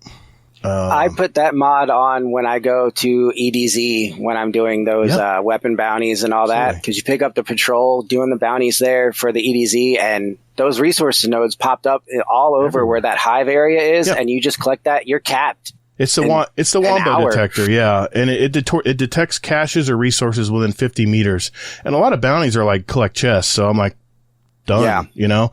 And Bountiful Harvest is the mod you want to use on your Ghost. You have those two together. That is the perfect Glimmer farming setup Ghost. So I have a Ghost just for doing that. And they've reduced the cost of that stuff now. So you can actually put a guiding light, an extra XP boost mod on it now. You put a lot of different things on your Ghost now, and it doesn't fully take up your Ghost now when you masterwork it. But, just a little tip for everyone out there. But they talk about what's coming down the pike next week. There's a few things. The first thing they talk about is called Riven's Wishes. They kind of alluded to this last week. What's going to happen is you're going to go to Mara on the reset next week, which is January 30th. I'm sure there's going to be a massive patch you got to download first, and there'll probably be some downtime. Just check Bungie help on X, and they'll tell you when it's up and down. I actually have a news feed in our Discord that tracks everything Bungie tweets. So if you ever want to know what's going on, that's the way to go. But what's going to happen is you're going to visit Marasov. You go to the Helm, you talk to Marasov, and you're now going to have a weekly quest with a high-risk objective in the Dreaming City only. Completing a Legend Lost Sectors, that's what I'll be doing because I'd love doing those already. You can complete a dungeon, I think. Maybe some other things there too. But upon completing these weekly objectives, players can return to Mara and receive a wish token. And each week, for up to 6 weeks, they're offering this. You can use this token to choose a prize from one of our 3 different categories. And I got to admit, man, Bungie came through with this because the first thing they're giving you is what they call Last Wish Resonance. You can choose a red border Last Wish raid weapon, which the only way you can do that now is getting a bounty from Hawthorne, and you have to run all the objectives in the Last Wish raid. Did you get that one done? when you ran? Oh last yeah, I wish? do it every time we ran. Perfect. And, you can go back and get one red bar from Hawthorne. Well, now you have another source you can get one. And like I said, I just finally got the red bars from my Chattering Bone, but I can tell you right now, the Supremacy Sniper Rifle, the Transfiguration, the Apex Predator, everyone's been talking about that one. Nation of Beasts, that's a great hand cannon. The Tuscan Force, that's a great fusion rifle that Lego the Flash has been touting as one of the best. The bow, pass, but the age-old Bond, it's a high-impact auto rifle, which is one of my favorite auto rifles in the game right now. There are so many of these weapons that I don't have full red bars for yet, and that's probably what I'm going to use my token for, but there's other things you can get. Second category is called exotics. You can choose a piece of Lightfall Year exotic armor. Examples of this for the hunter would be Speedloader slacks, which are your legs, your Kritarchnes facade, which is I got that helmet from a Lost Sector. That's a helmet for the hunter. You can get the Triton Vice arms for the hunter, the Mothkeeper's wraps arms also for the hunter. But for the Titan, you can get the Cadamus Ridge lance cap, which I do not have yet. I've been trying to get that, and it hasn't been falling for me, so I'll probably get that. Abeyant Leap legs for the Titan, Arbor Warden chest, the Pyragel gauntlets arms for Titan, which you got to get those.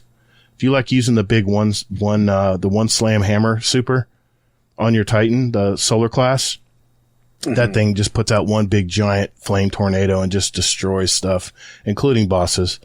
The Warlock has 4 additional things. The Bolidor's Wrath Reavers arms, the Swarmers, which are a leg armor, the Cenotaph mask, that's very good if you want to use you want to get the electrical traces from your Arc subclass. The Briarbinds, which I've already mentioned, I'm using those in Crucible right now because I love sending my little God of War, my little God Orb toward players that I shoot at that don't kill. Mm-hmm. And they're sitting there trying to kill this thing, and while they're doing that, I'm running at them. They also have a third category called miscellany, just miscellaneous stuff. There's a variety of rewards. You can get the Festival of the Lost Memento, which is that all dark black shader, which I killed myself for. Festival of Lost to get it, and then I found out there's only a few weapons that it really look good on. The Dawning Memento, let me just save you some time here. That is the crappiest memento Bungie has offered yet. I hardly saw any difference when I put it on my, I actually did put it on your favorite auto rifle, the Amit. The Amit, AR2. I actually have it on my Amit right now, and it barely looks any different than the stock shader on that gun. I was disappointed. I was so disappointed, and I did it one time, and I was like, I'm out. So Bungie, I mean, there wasn't even much movement on that memento. I mean, it was very slight. So, I mean, there's shaders that do more movement than that one. So don't waste your time on the Dawning Memento. I'm serious. I'm not a big light blue fan anyway, but you can get 2 Ascendant shards, you can get 2 Ascendant alloys, or get 1 exotic cipher also. And it says here, Riven's Wishes will offer new quests for 6 weeks, but you'll have time to complete them and earn rewards up through the Final Shapes release. So get all that your heart desires, O Guardian Mine. Now, what I'm curious about here, Nico, I wonder if they're going to give this per character. You think they will? Or do you think it's one per account per week? Per character would be cool, but I have a feeling they're going to keep it as 1 per week. What's that saying? 3 steps forward, 2 steps back, Bungie? Yeah. But I will say, if you've never seen what the Last Wish weapons look like, check out this TWAB because they are some cool looking weapons. They're my favorite. They're some of my favorite weapons. And I'll be honest, I probably wouldn't waste it on your exotics because depending on what day you run in for Legendary Lost Sectors, you can farm this later. I would say of all the things to not put it on are the Hunter, Titan, Warlock exotics because you can get all of these exotics that I just mentioned. You can get all of these in a Legend Lost Sector. And even though I haven't gotten the Arbor Warden, the Cadamus Ridge Lance Cap yet, I know I'm going to get it eventually. So just keep farming the Legendary Lost Sectors on that. But I do like what do you think about the Festival of Lost Memento? Do you like the Blackout Memento? I really like black. It's actually my favorite color. I think it looks cool. What I would like to know, which they don't really specify, is if you have to pick like one of the 3 weeks. It's like week 1, you get the Last Wish. Week 2, you get the exotic. Or is it they all going to be available? They don't specify that. They do and not. that's a Bungie thing. I hope we have all those available. I really do. I mean, they're telling you can get it. They're basically saying there's 6 weeks. You can get 6 of these tokens. Hopefully it's per character. If not, then I guess we'll take what we can get. But, yeah. The other thing that's coming next week is Moments of Triumph. Do you do this? Moments of Triumph? I've never been around for one, so this will be my first. What's nice about Moments of Triumph, and I've gotten the t-shirt every year, you only have to get 5 triumphs done. And if you've been an avid, active player right now in Lightfall, you're probably going to have some of these that autocomplete anyway. So you'll probably be able to get the shirt pretty easily. But you only have to get 5 triumphs done to get access to purchase the 2023 Moments of Triumph t-shirt. The they have a Laurel Shell. You have to do 14 for those. 21 triumphs will get you the Fire Guilt Quadrica Sparrow, which I looked at it. It looks okay. I've got so many cool sparrows though, man. And then finally, if you want to get the seal and the title pin for Moments of Triumph for this year, you have to get 26 triumphs complete. So I'm looking at the shell, I'm looking at the sparrow, and the t-shirts look pretty good. I just get the t-shirts because it's not a collector's item because I wear them. I don't put them in a box or anything, but it's a badge of honor. It's kind of a, no pun intended, but it's kind of a memento for me for every year that I've completed it. So yeah, I always order it. I think it's like $25, I want to say, for the t-shirt. It's a little pricey, but they do a pretty good job. And I think you can put your own gamer tag on the sleeve, I believe. That's what I've done in the past. That'd be cool. I don't know if they stopped doing that or not, but I remember one of my shirts has my gamer tag still on it. So they have another thing coming up. In fact, it actually went active, I believe, the day of this TWAB, which was this Thursday. It's called 7 Million Deaths Are Not Enough for Mastery, Geralt. And it's, of course, referring to The Witcher. There's an emblem you can get, and it's a community event. You have to get 7,777,777 enemies, but you have to kill them with swords. Man, that's going to get done so fast. I can just tell you right now. Oh, yeah. I mean, if there's a sword bounty, I'm already swording stuff anyway, but... Yeah. But, it has an orange emblem here, which I like orange. It's one of my favorite colors. What do you think? What do you think of that emblem? I think the sword kills is cool for the community event. Mm-hmm. I feel like I would never use that emblem. I'd like to have it, but there's so many ones that look a lot cooler than that are easier to get. It's more of a, okay, I participated in this, it's cool, sit there and never use kind of thing. Yeah. It's funny you should talk about emblems, because Game to Give is still going on right now. I participated in this. I donated last week, and you were able to unlock all of these emblems from past Game to Give events, and part of a lot of the event emblems that you weren't around to get, you can buy. It's kind of a for every $7 you spend, you get a token or some kind of currency, and one of these tokens will buy an emblem. So if you spend like $100, you can get the new emblem, the Universal Constant emblem, which I do have. I do have the Cosmic Tune ship too. They look pretty good. I put them on. They look really nice. I love the Universal Constant emblem. It's really nice. Kind of a cartoony space feel. Right. Like a hand-drawn emblem. I like it. The coveted Bloodstream emblem. There's a lot of different stuff in here. So just click the link, Game to Give, in the TWAB this week, and it'll bring you right to the page where you can donate and see what you have. They also have a ghost shell auction going on. I guess they're working with Mexican artist Jesus Ramos Solis. Sorry, my Spanish is horrible. El Capitan Copete, Maria Sarmiento, and the founder of Wixaria Arte, Huchico. Oh man, I'm terrible. I would say Huicho. Huicho, thank you. Miguel Angel Castillo. I'm sorry, I butchered those names. I do apologize. They've handcrafted 3 unique one-of-a-kind ghost shells that unite Destiny 2 in the traditional Mexican art. And I don't know about you, man, but I thought these are available to purchase at first. I was like, where do I buy these? I can see this on my shelf in my office right now, right? Right. They look really good, but they're having an auction. You can go to Make-A-Wish Mexico. The link is in the TWAB this week. It's currently live and it'll end on January 28th at 4 p.m., which I don't think the show will be out after that.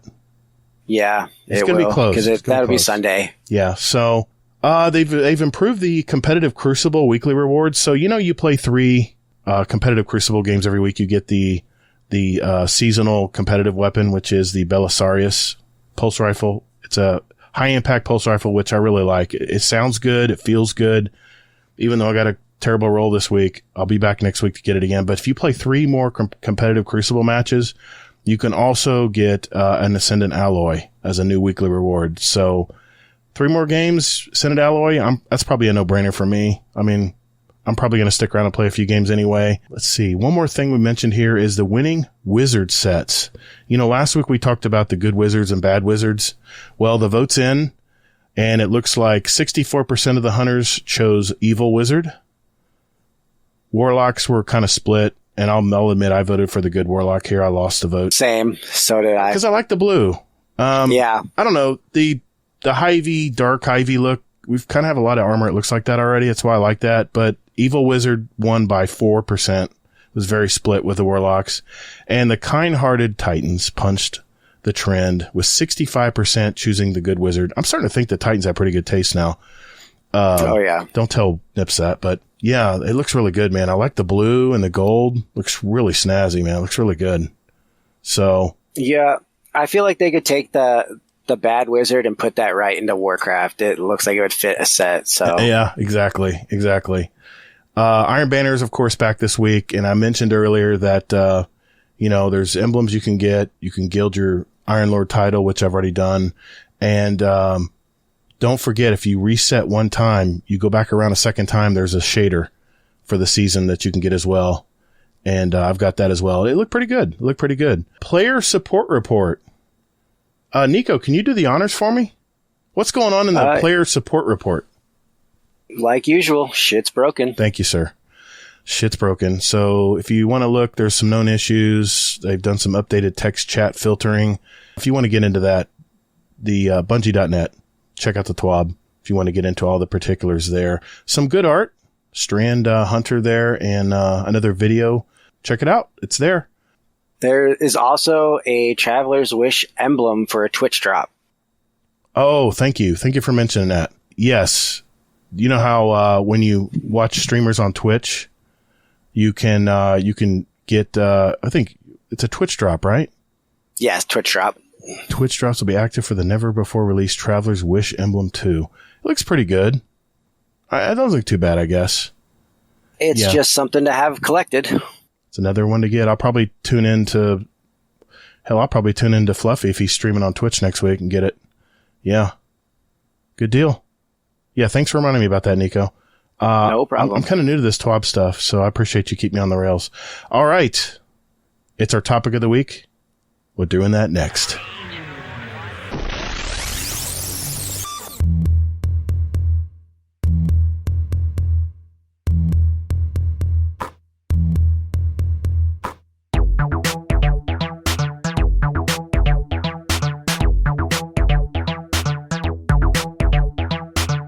Hey everyone, this is Kingsley Mack from the Guardian Hub podcast, and when I'm not raiding, this is one of the top podcasts I love to listen to, Guardian Downcast.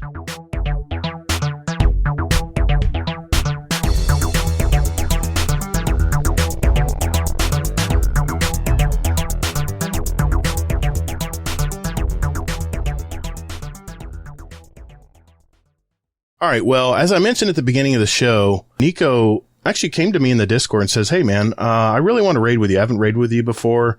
And, do you think we could put a raid together? This will be my very first completion of a raid in Destiny 2. And I was like, dude, no problem. Let's get this done. And, I think it was during the holidays at the time. So we had to wait for the holidays to pass and then we put it all together and, We had some awesome people in there, man. I think, if I remember correctly, Ronan Redline was in there. Do you remember who else was in the fire team? Ronan Redline. I think Kingsley Mack was with us. Native Raider joined us. He's great to play with. And I don't remember. If we forget your name, we do apologize. That was several weeks ago, but I usually give people a shout out when I run raids every week, and I probably gave them a shout out back then when they ran it. But I was just curious, since I don't get to talk to people much that just completed their first raid, and I know you've completed some since. You drink the Kool-Aid. You're in with all of us now. Tell us about your raid experience when you completed your very first Destiny 2 raid. And my first thing is, why did you pick Last Wish? Only the second hardest raid in the game. Was there a reason why? So there's two reasons. One, I have heard that it is one of the hardest, and I like challenging myself because I figure if I can do one of the harder ones, then I can certainly do the other ones. And the other one is a little selfish, is I wanted the PlayStation trophy. Gotcha. That makes sense. Yeah, you want to platinum the game. I got you. Oh, yeah. Yeah, I platinumed it a long time ago. Yeah, good deal, man. Did you have any apprehensions when you first thought about putting this together? I know your schedule's really tight too, but we got that figured out. But were there any apprehensions up front that you're worried about? Scheduling was the hardest part for me, honestly, and that's what dragged it out the most. But I would say part of it is the social anxiety of getting in there and actually doing a Destiny raid and not feeling like you're just the anchor and dragging people down. It took me an expansion and a half to raid in Warcraft. So that's always been a thing. And really, it just comes down to not wanting to let people down and not leaving that night feeling defeated and being like, yeah, I don't want to do raids. Man, I remember you took the reading jobs. You took all the hard jobs that I usually shy away from. And you did beautifully, man. I was surprised. I was like, most people who jump into the raid for the first time, they're kind of like a deer in headlights. They really don't understand what this raid is supposed to do because they're used to playing Crucible and Gambit and strikes and stuff. And there's usually it's pretty set, pretty much what you need to do in a strike. It's pretty laid out. Kill stuff, you move on to the next boss, right? The next segment of the strike. But with a raid, there's mechanics, there's stuff you have to know, there's lots of communication, and most people's heads are spinning, but you did wonderfully, man. I was so pleasantly surprised. You just ran with it. And now you've run several Last Wishes now. Have you gotten 1,000 voices?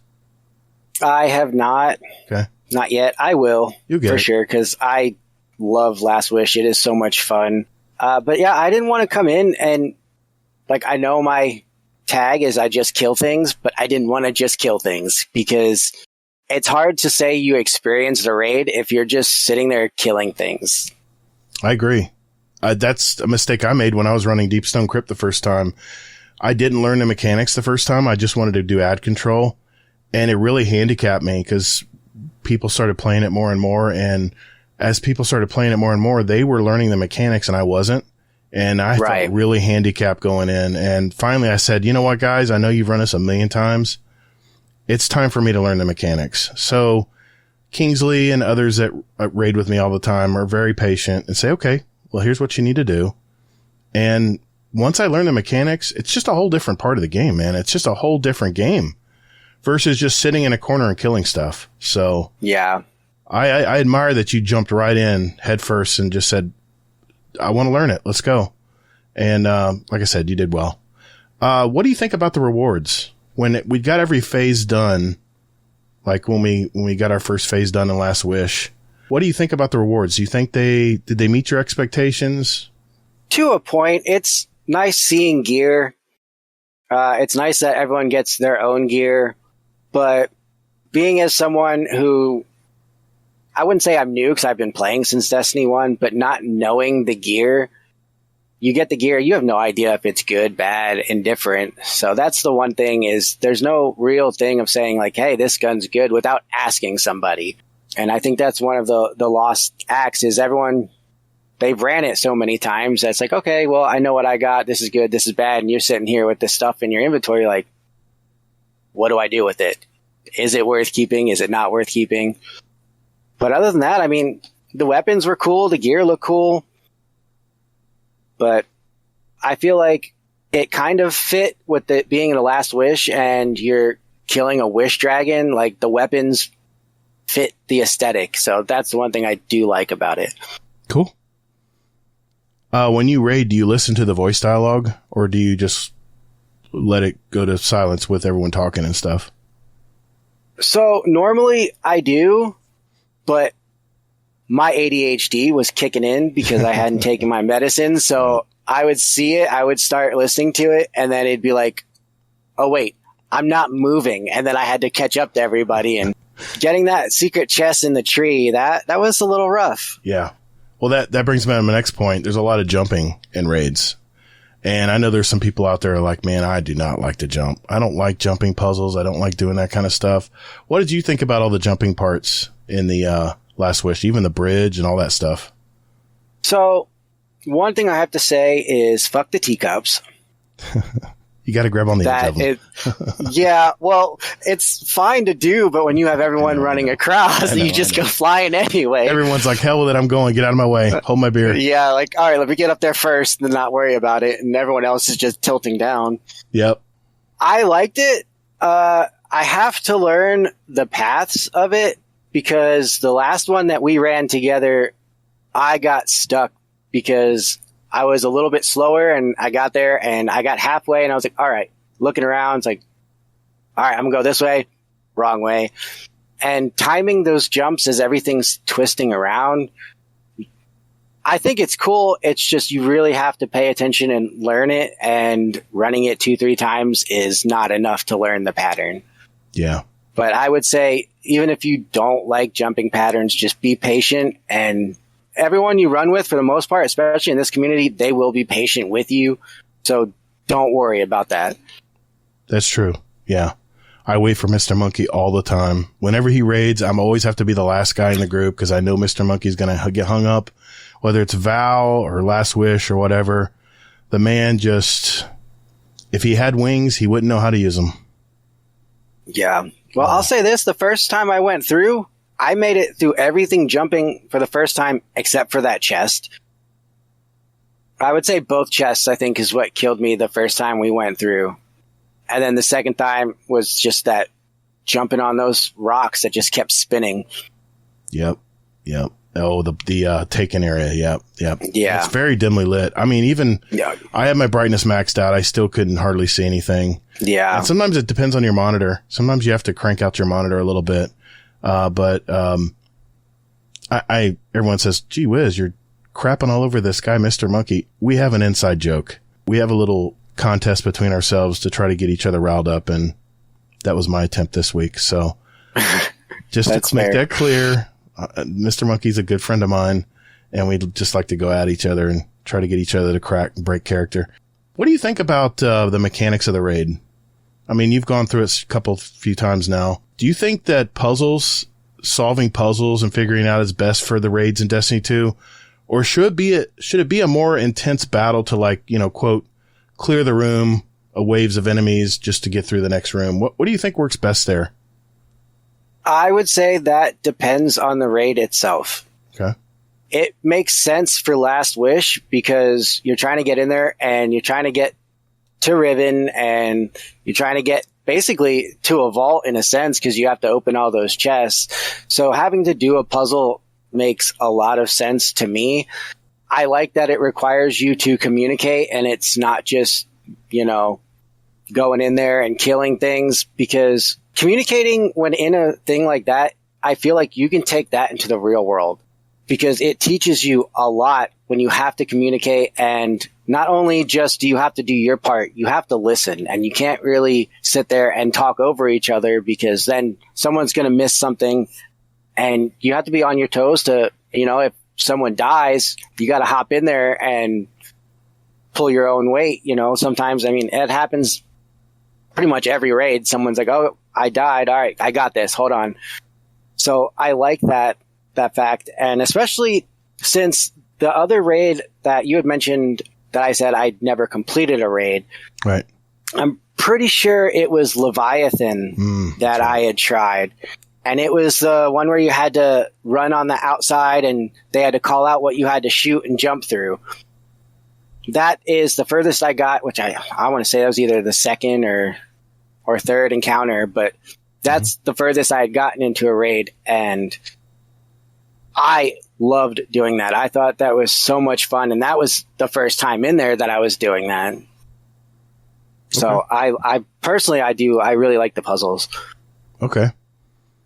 Yeah, and with Leviathan, I don't know if you got to the part yet, but it was almost like a game show. It was the wackiest raid ever, man. It was unlike anything we've ever done in Destiny with the game show where you had to jump through hoops and hit lights, and what Callus made us do to prove we were worthy. It was just a really, really fun raid. I really hope they bring that back. I know it's been sunset, but so many good memories in there. That's the raid I had the most runs in. So that's the experience that kind of knocked down raiding for me, because I was in a clan. I want to say it was, I don't know if when it came out in Destiny 2, but it was either the beginning of Destiny 2 or when it was with Blizzard. It may have been when it was on Blizzard. But I was in a clan and they were like, hey, we're running new people through a raid if anyone wants to join. And me and this other person were like, hey, we've never done raids before. Let's go. And we got stuck on that. And they're like, all right, well, it's getting late. Come back at it tomorrow, same time. And I showed up and they were like, all right, who's coming to the raid? And I was like, all right, I'm here. And the guy messaged me. It was like, oh, well, we're bringing our regulars. We just want to get it done.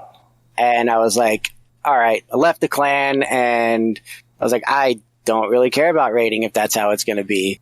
See, that was a lot like my first raid experience in Vault of Glass was my first raid. And I told this story. We had an episode of Destiny Help Desk about, it was episode 23. Why aren't you raiding in Destiny 2? It had Kingsley Mack and Cato Valermos helping me talk about raids. And I mentioned this in that show, but I'll mention it here again in case you didn't hear that episode. When I first played Destiny 2014, the very first raid was Vault of Glass. Brand new thing to the game. I love Venus. It was my favorite planet. I spent more time on Venus than any other place in the whole game. You look at heat maps, you'll see I was there all the time doing bounties and patrols and stuff before people thought it was cool. If they ever did. But I remember I'd always help people out that were outside the gate because it was in an open area where you could actually help people kill enemies. And I thought, oh man, this is fun. I want to do this. And I was in, I think, a grumpy old gamers clan, just a bunch of old guys. And I wasn't that old back then, but now I guess I'm ancient. But we had a forum we all talked in and we're like, hey, we're going to attempt this Vault of Glass raid. Who's in? And everyone chimed in, including myself. But then when it came time, 9:00 Wednesday night, I showed up. I'm actually sitting outside the Vault of Glass gate, just knowing who do I join? Who do I join? Let's do this. I can't wait. Let's do it.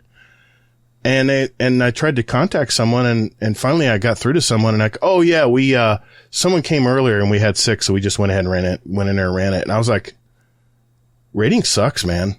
Raiding sucks because getting 6 people together, then we were all friends too. I mean, I'm still friends with a lot of these people. It was the times. Raids were brand new. People didn't understand how all that stuff worked, but it was such a negative experience for me. And ever since then, I've always been very negative about raids until I guess Destiny 2 rolled around. No, Taking King was fun too. I met a lot of fun people. Ninja Muffin, Batman, tons of people. I got into another clan where we raid and we did Taking King like every week. We do it on all 3 of our characters right at reset Tuesday morning. By noon, we had it all done for the week. It was a lot of fun and we were all pretty good at it because we did it a lot. So my point is once you find a community where people like to do this kind of thing and are patient, it can really be a great experience. And, I'm not just blowing, trying to pump up my Discord, but there's that whole Owl Sector Alliance or 4 to 5 Discords that all talk to each other all the time. And we all even join each other's Discords to run raids or whatever. And it really is a fun time. So don't let what happened to me happen to you. Don't write off raiding because of your first experience. And, That's why I brought it up, because you mentioned that, Nico, that it was kind of a bad experience for you too. And it reminded me so much of the first time I tried to raid and I got left behind because I haven't run it before. And I was like forever 29. I don't know if you remember that from Destiny. You couldn't get to level 30 until you got gear or these certain, right. Yeah, you had to get the gear in the raid. It was the only way you could get your power or light level up. So forever 29, man. I remember those days. And I finally got it done. Now, one thing I want to hear is, you mentioned you've put a lot of raids together in World of Warcraft. So my question is, one, what is your history in World of Warcraft? I mean, what did you run and how, from what years and whatever? And how would you compare a World of Warcraft raid to the last Wish raid you ran? So I have done every raid from Lich King expansion to the first raid in the current expansion. I've done every raid. I skipped a few in Battle for Azeroth because I kind of took an extended break from that. But I try my best to get into the heroic raids, which is just everything's a lot harder. They add mechanics and everything. If you beat it before the next patch, for like the next big content update, you can actually get ahead of the curve, which is an achievement and title that you can get for defeating all the bosses on heroic.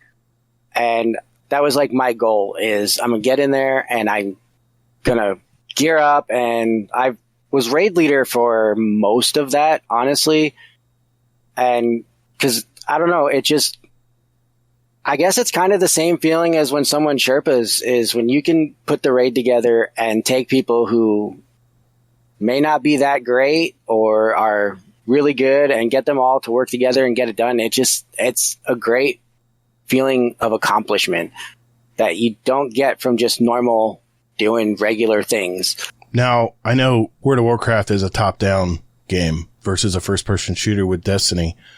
Were there puzzles and mechanics like in the last Wish raid in World of Warcraft raids? Because I did not play World of Warcraft. My son loved it, but I was not. I tried and it just didn't stick for me. I wouldn't necessarily say puzzles per se.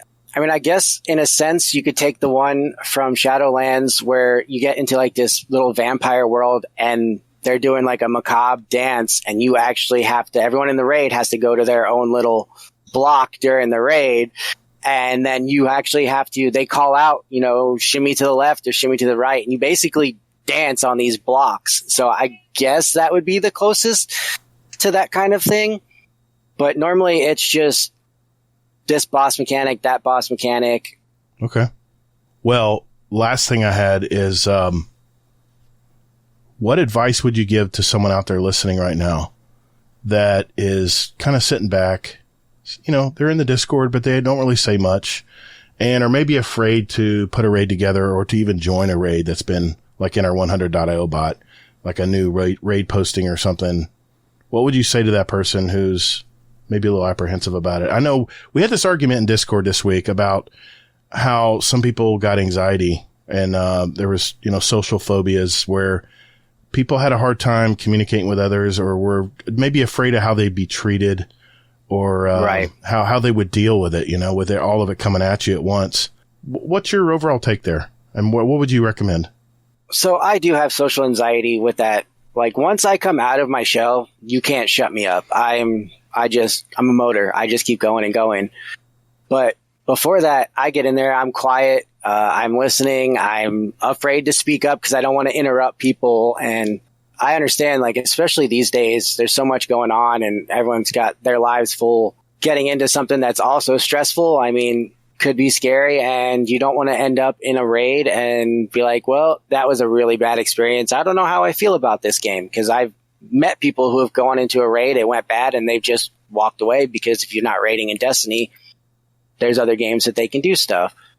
But I would say just speak up, be honest, because I said in the lounge, that I have anxiety and I was worried about getting into a raid. And as long as you let people know beforehand, like, hey, this is what's going on. This is, what I'm worried about.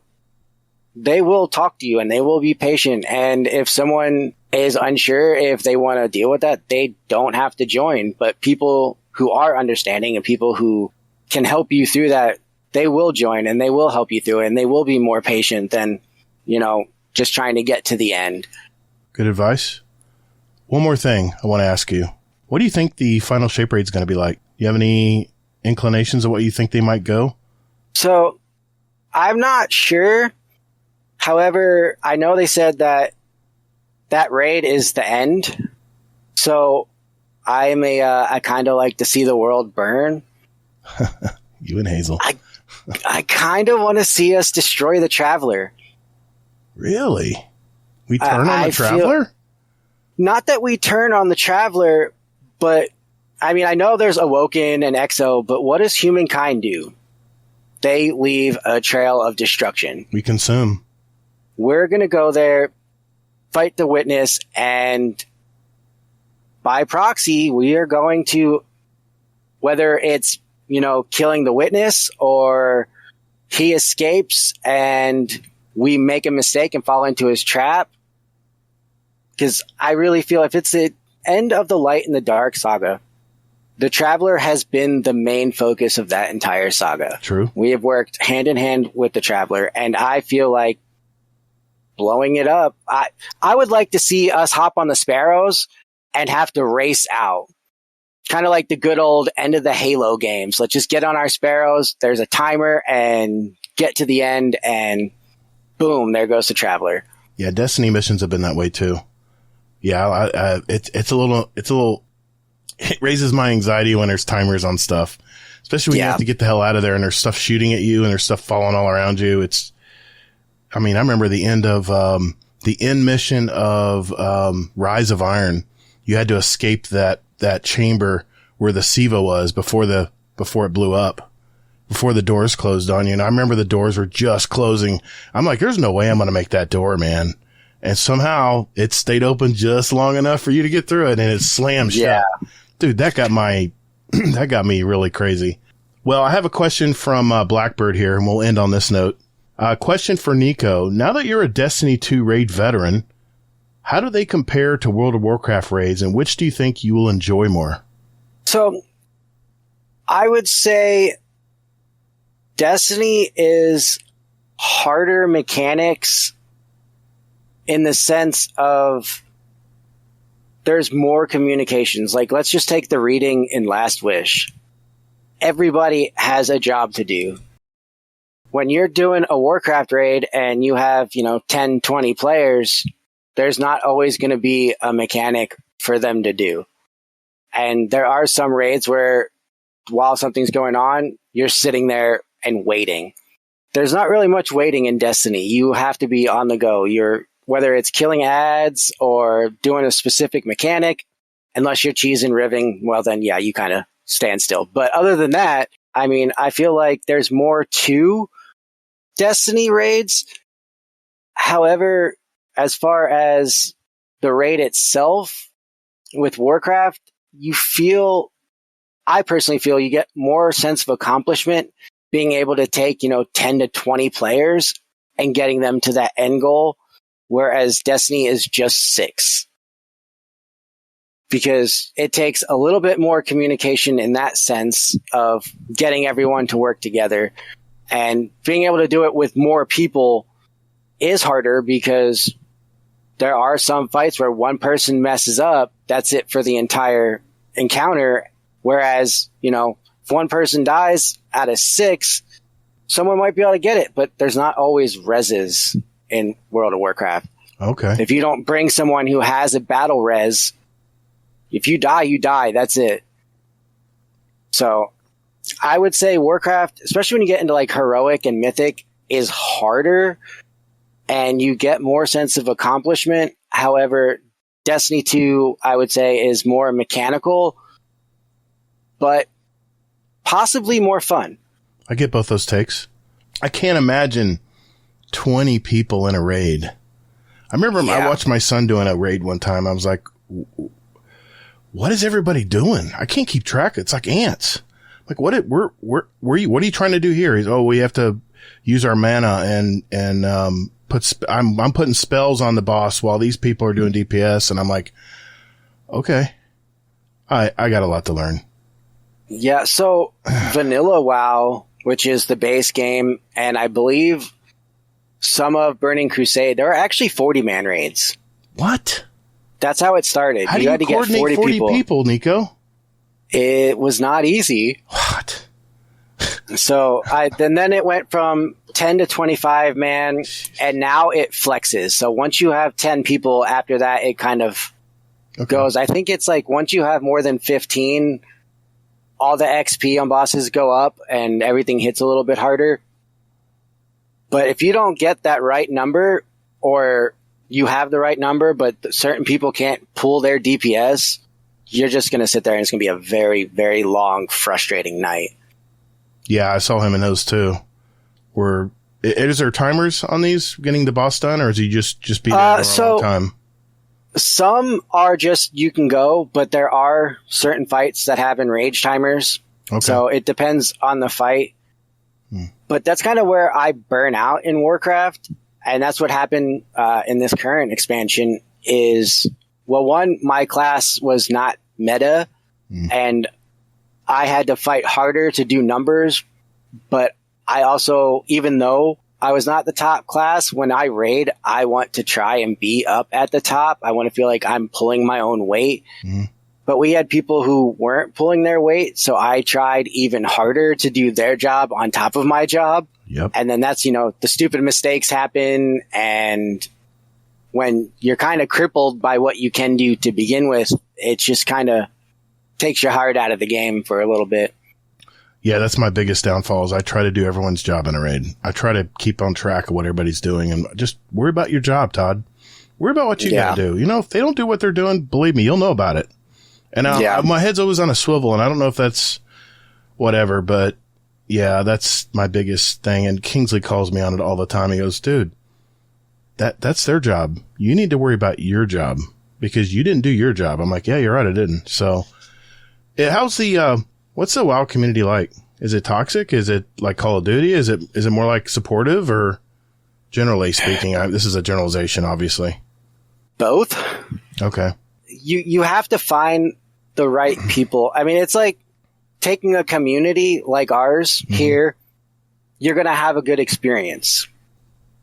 If you go into the LFG and try and go in like solo, more than likely it's not going to turn out very well.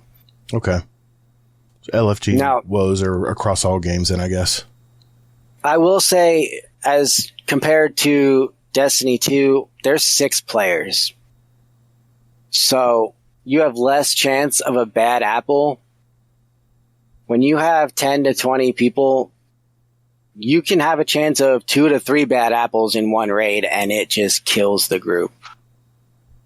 It's usually one toxic person who tries to control everything, and it's like, hey man, come on. You let's just go with the flow here, Not everyone's like you. Not everyone thinks like you. And sometimes it was just hard. Usually you just gave up and just left. It was just terrible. Oh, well. Okay.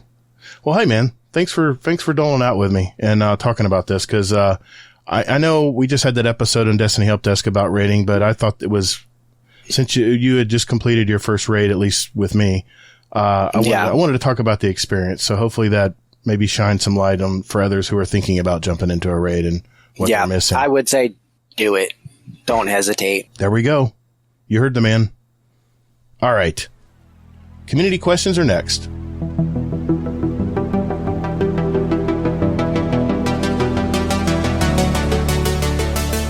Hey, Guardians, would you like to send a question for the show to us? There are 4 ways to do it. First, you can join our Discord server at discord.gg/GuardianDowncast. There's also a join link in our show notes down below. We have Guardians from all walks of life and all over the world, from new lights to day one players to hardcore gamers. There's also a channel labeled Podcast Questions where you can type in your question for the show.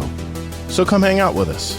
You can also email us with your question at guardiandowncast@gmail.com, or we also occasionally post about our upcoming show and guest, and you can respond there with your question at Guardian_D_cast is our X handle.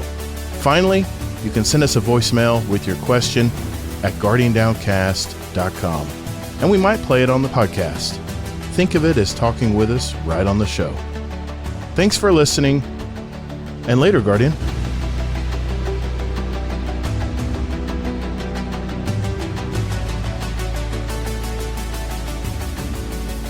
All right, ladies and gentlemen, this segment is where we answer questions from you guys, mainly our Discord community, which thank you, Discord, for spending the time to throw questions in our Discord Destiny Questions channel. And we already sent the questions for our guest NicoakaJerzey tonight, but we have some general Destiny questions that some people have chimed in on, and I want to make sure we mention those tonight before we go. First one is from Panda. Question for the show: why did you pick the race you did for your Guardian? Would you pick a different race today? If so, why? All right. So I actually have a good theory on this one. For my Warlocks, I've always gone Awoken. I just feel like it fits. For a Hunter, I've always gone Exo because I feel like, the robotics should be able to outperform humans. And I've always gone human for Titan because we just like to destroy things. I don't know. Like, I've always liked the Awoken since Destiny 1, right. And that was the first thing I went with. But I don't know. I just kind of put race to class together. I was reading one of the lore books that was based on, I can't remember which edition it was, but a big portion of the book talked about how the Awoken came to be. And man, is that a great story. I'll mention it in the show notes which one that was. For me, I pick all three usually. May not be in that order, but I think Awoken was my first Warlock, and then it doesn't matter. I've had so many alt accounts because I just love the progression in this game. I don't know what it is. It just tickles my brain perfectly. Getting stuff done, checking lists, and moving that number up just does something for my dopamine, I guess. But what number? Yeah. Well, now, yeah. But it used to be, but what I would usually do is if it was a single account, like a single character account was just trying something new, I typically would pick a human. He had gray hair. He had a buzz cut, like a military cut, very short on the top. No face markings, any of that garbage. And that's typically what I'd make of a human. If it was Awoken, I usually went with longer hair, kind of like a mage. Very spirit-based person that might know magic, maybe looks a lot like a warlock. And Awoken does that very well. Oh, yeah. And then, yeah, it makes sense with the Exo on a hunter because, that was our example with Cade, right? So. Yeah. Cool. Thanks, Panda. Appreciate the question, brother. Next question I have is from Ronan Red Lion. Oh, boy. Question for the show. Targe, Sundance, Sagira, Officius, Glint. The list goes on. Those are the names of NPCs' ghosts, by the way, if you didn't know. What's your ghost name and which of your characters named it? So I would say my ghost is called Jack because I use the pumpkin and I am obsessed with Nightmare Before Christmas. So, Jack Skellington, plus it's a jack-o'-lantern. This may surprise you. Of all the years I've played Destiny, I've never named my ghost. I haven't. I don't know. I don't know why I haven't named my ghost, but I've never named my ghost. It just occurs to me. I don't know why. I can't explain it. I just, it's my assistant. It talks to me.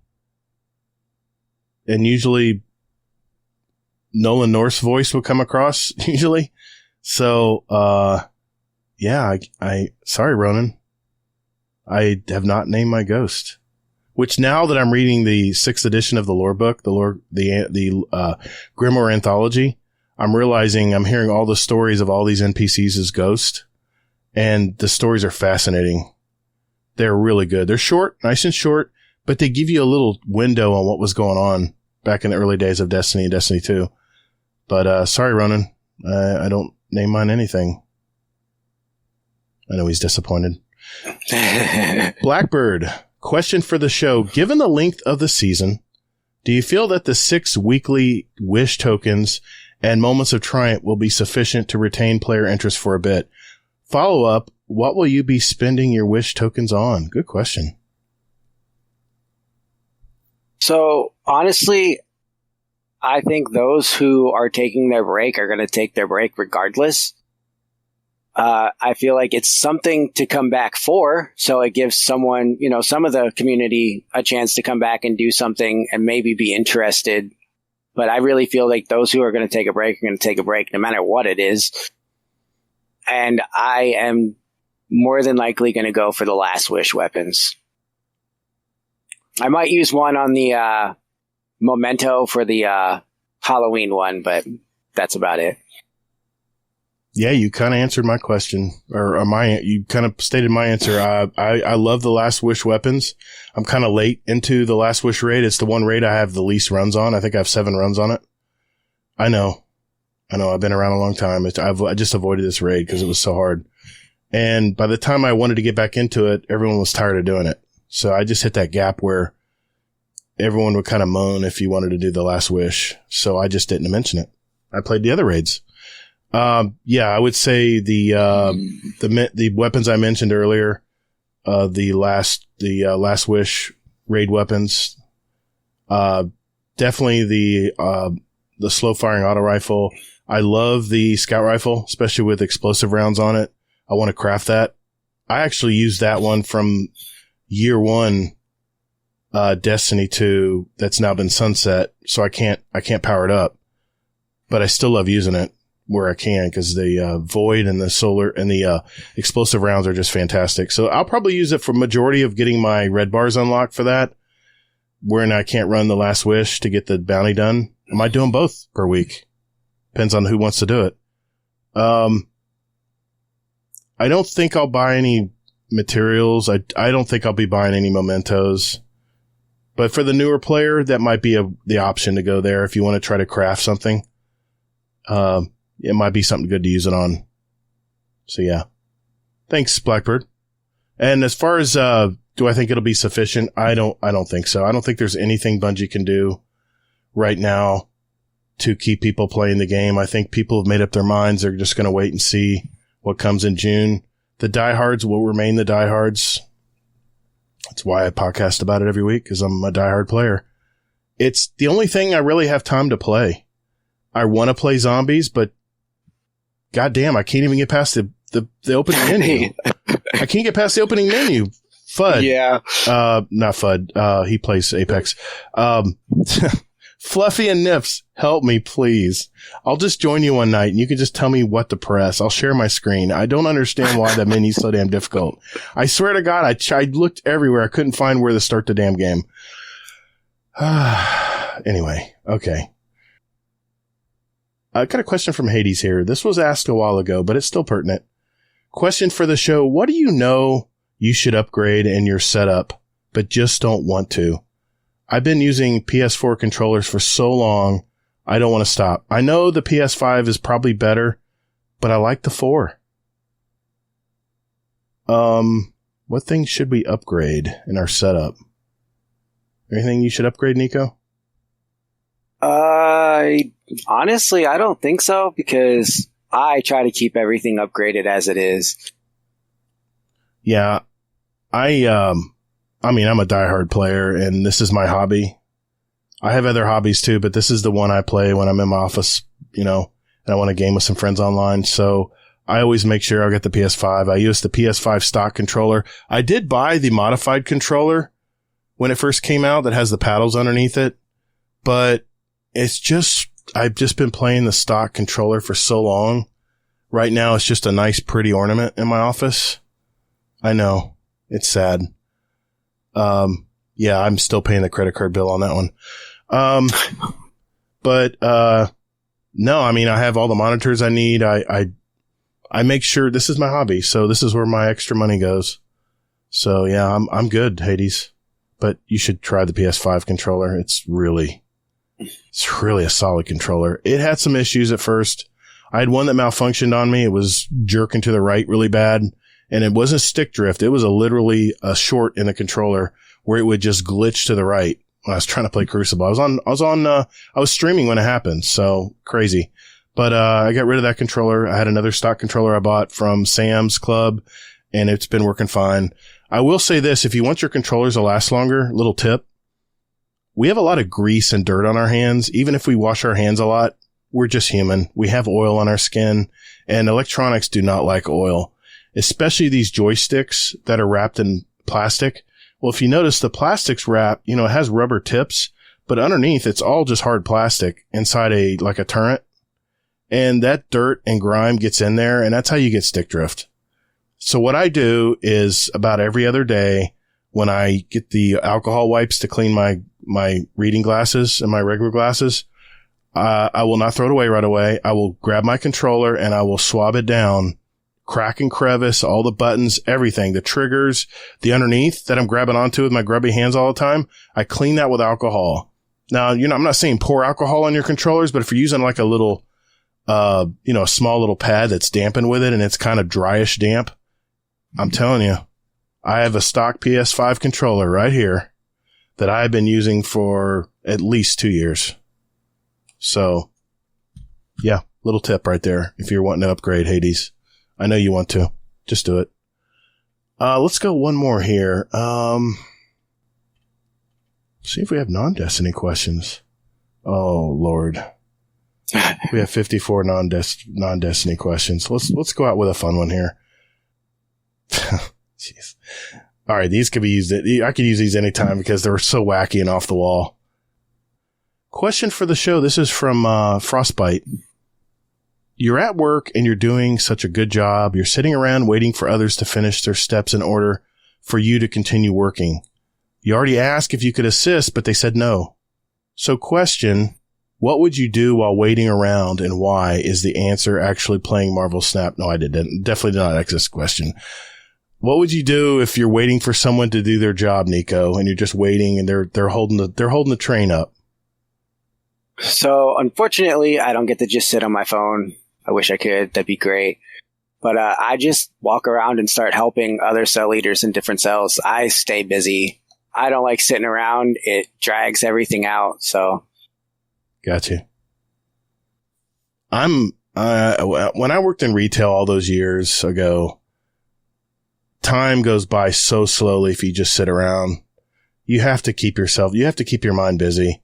And my days would fly by if I just kept myself busy doing something. So if for some reason it never got slow when I worked at the auto parts place I mentioned, I used to be in auto parts. I worked in retail as a manager, and, we had the most popular auto parts place in the Orlando area, and it was always a mob scene. In fact, our main manager would sit on his phone talking to his girlfriend in the back room, and I would be like, dude, we're swamped. Can you come out and help us?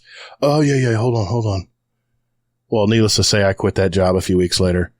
It was just bullshit. I'm not going to sit here and bust my ass when the person who's supposed to lead the entire store is sitting back in the back room talking to his girlfriend. So yeah, I mean, I was always so busy as it is, but I was a hard worker, man. I worked at Publix as a bagger. If, I wasn't bagging groceries and helping people bring them out, I'd be collecting carts. I'd be running around. I'd say, hey, the floor manager, I go, hey, anything we need to get done here? Anything I can go do? He goes, yeah, go clean the bathrooms. I'm like, shit, why did I ask that? I still clean the damn bathrooms. So yeah. I guess an advice to you younger guys and gals out there working, if you're waiting for someone to get their job done or you're sitting around at work, even if nobody's watching, if you're keeping busy, eventually someone's going to notice. Usually it's management, and they know this is a good egg here. So anytime there's a little perk coming around, they're going to look to you first. So that's just always been my philosophy. All right. I couldn't agree more. Native Raider has one here. We're going to finish on this one because we have some other stuff to do tonight. I saw this on Twitter and interested in your answers. I have not read these questions, by the way.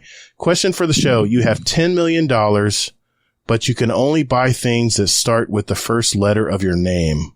What are you buying?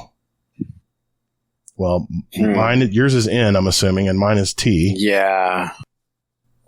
$10 million. I'm going to cheese this a little bit. Okay. I'm going to buy a bunch of Nissans and sell them. Then I can buy whatever I want. There we go. A loophole. I like it. I like loopholes. Because he didn't say you couldn't do that. Right. I would do the same. I would buy a bunch of Teslas. And I know there's a shortage sometimes of Teslas, and being that that's probably going to be the future of entertainment. That's going to be the future of transportation eventually. I'll buy a bunch of Teslas and sell them as well, and then just bank the money. I don't know if you could probably buy and sell Teslas and make a dime right now. I bet you could make some money on Teslas right now because most people are ordering them in advance. So yeah, if I had that option, I was like, hey, Elon, I got $10 million. How many Teslas can you give me right now? You know, it may not go far because there's probably a lot of rich people who said do the same thing to him. All right, loophole. Exactly. Native, thanks for the question, brother. All right. Hey, everyone. Thanks for sending your questions in. We really do appreciate it.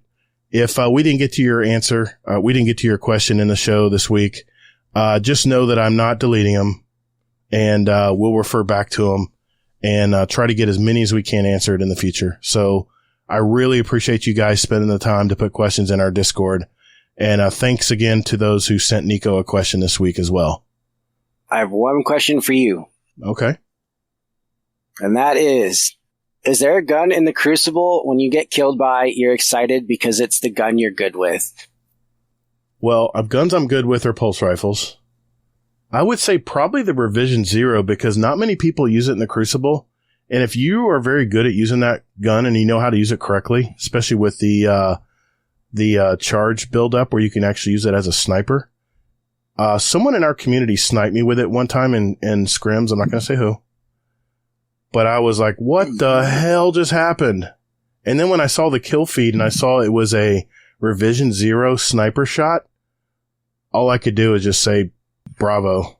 Well done. Because it takes a lot of kills to charge it up where you can even use a sniper shot on that gun in Crucible. In PvE, it's no problem. But I would say the Revision Zero because I love using that gun. It's one of my favorite exotics in the game right now. It's how I feel about the Jade Rabbit because you rarely see the Jade Rabbit. And that's just my go-to. And I'll die to it. I'll be like, oh, man, he got me. I stuck my head out too long. Right. Like, I like getting into Jade Rabbit wars where me and someone will have the same weapon. And then you just feel like, all right, let's go. You want to have fun with a Jade Rabbit? Go into Checkmate. I have. It's a great weapon in Checkmate. Yeah. Yeah, I love it for champions as well for Lost Sectors. Oh, yeah. Because it's basically infinite ammo. It just keeps going. That's right. Hit those crits. Exactly. Good question. All right. Well, with all that being said, Elmer Fudd Games. Take it away, sir. Listen to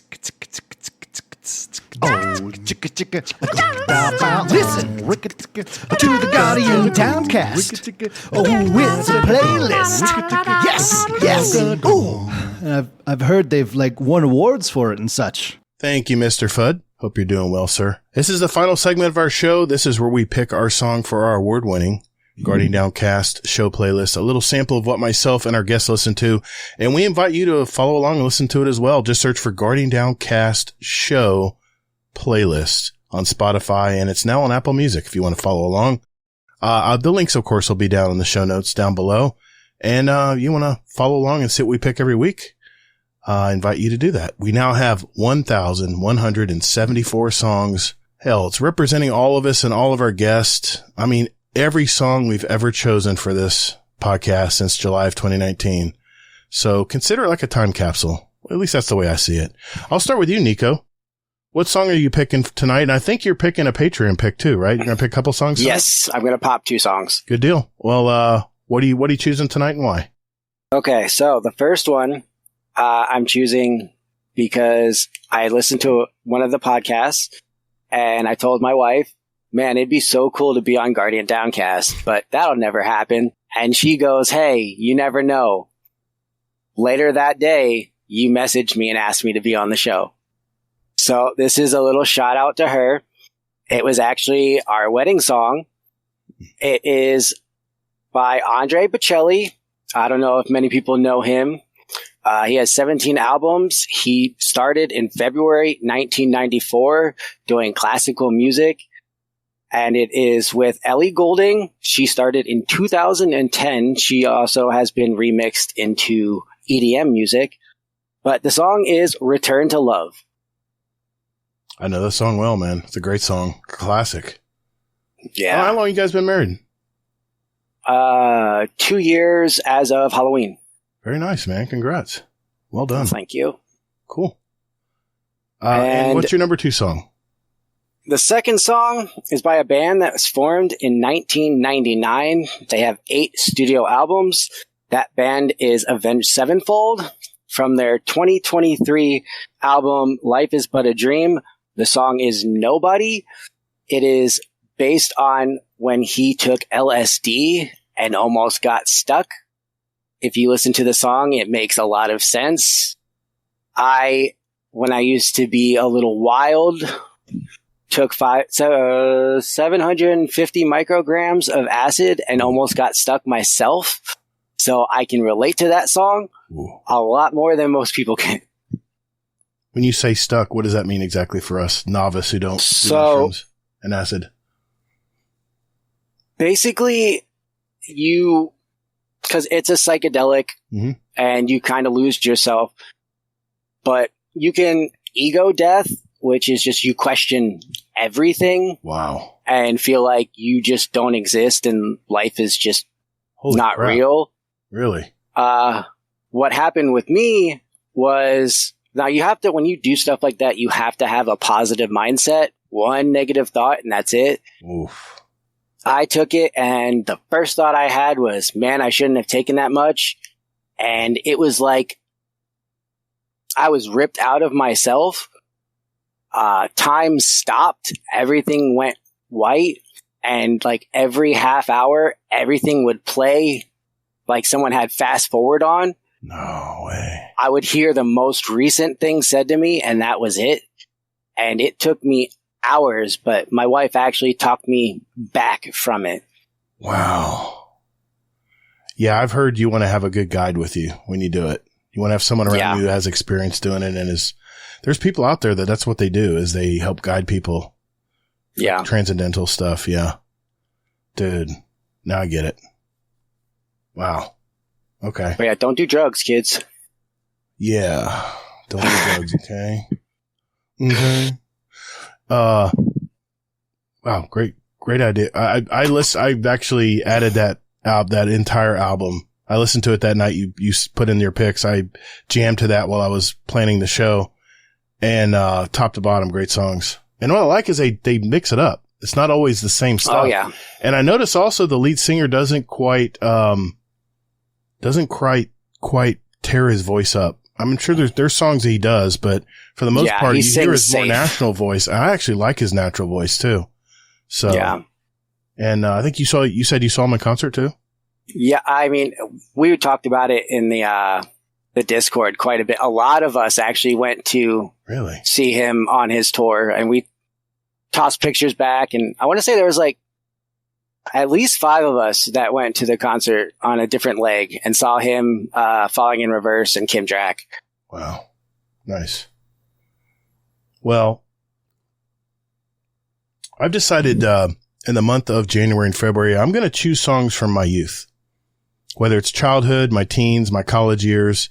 So going with that theme tonight, the song I chose is from a band that's been doing it since 1968. They're from London, England. My first album of theirs I bought in a bodega, just a open air bodega in Mexico City when I was just, the tour bus had stopped. I was on a band trip in high school. I think I was in 10th grade, and I had don't laugh, I had a cassette Walkman, and I was out of music. To listen to, you know? I wanted to hear something new, and I was like, I don't know if I'm going to find anything in a bodega in Mexico City, but what the heck. I went in there while they gave us a few minutes to stop in and get a drink or something. And I saw this cool looking cassette case. It had a neat little logo on it, but the words were all in Spanish. So I had no clue what this was.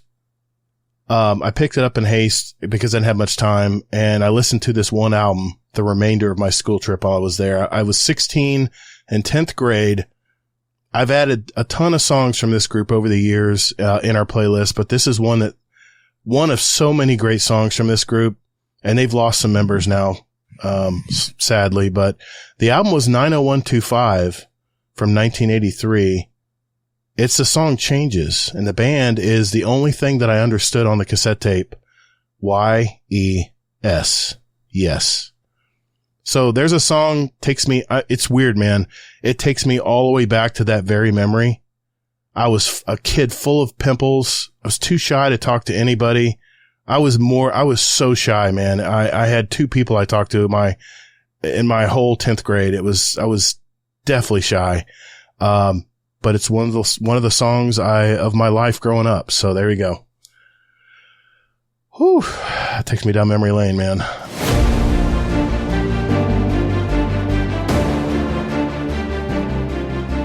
Hey Guardians, would you like to give back to our community? If you received any value from today's podcast episode and would like to give back, head over to our website, GuardianDowncast.com, and select the Patreon button to see what extra perks and benefits you can get from the several tiers of membership available. If you would like to give a one-time donation, click on our PayPal button and follow the prompts. Our community runs on our membership, and we never accept outside sponsors or advertisers. We're Guardian Downcast. Your stories, your community, your destiny. Just a few announcements before we go here tonight.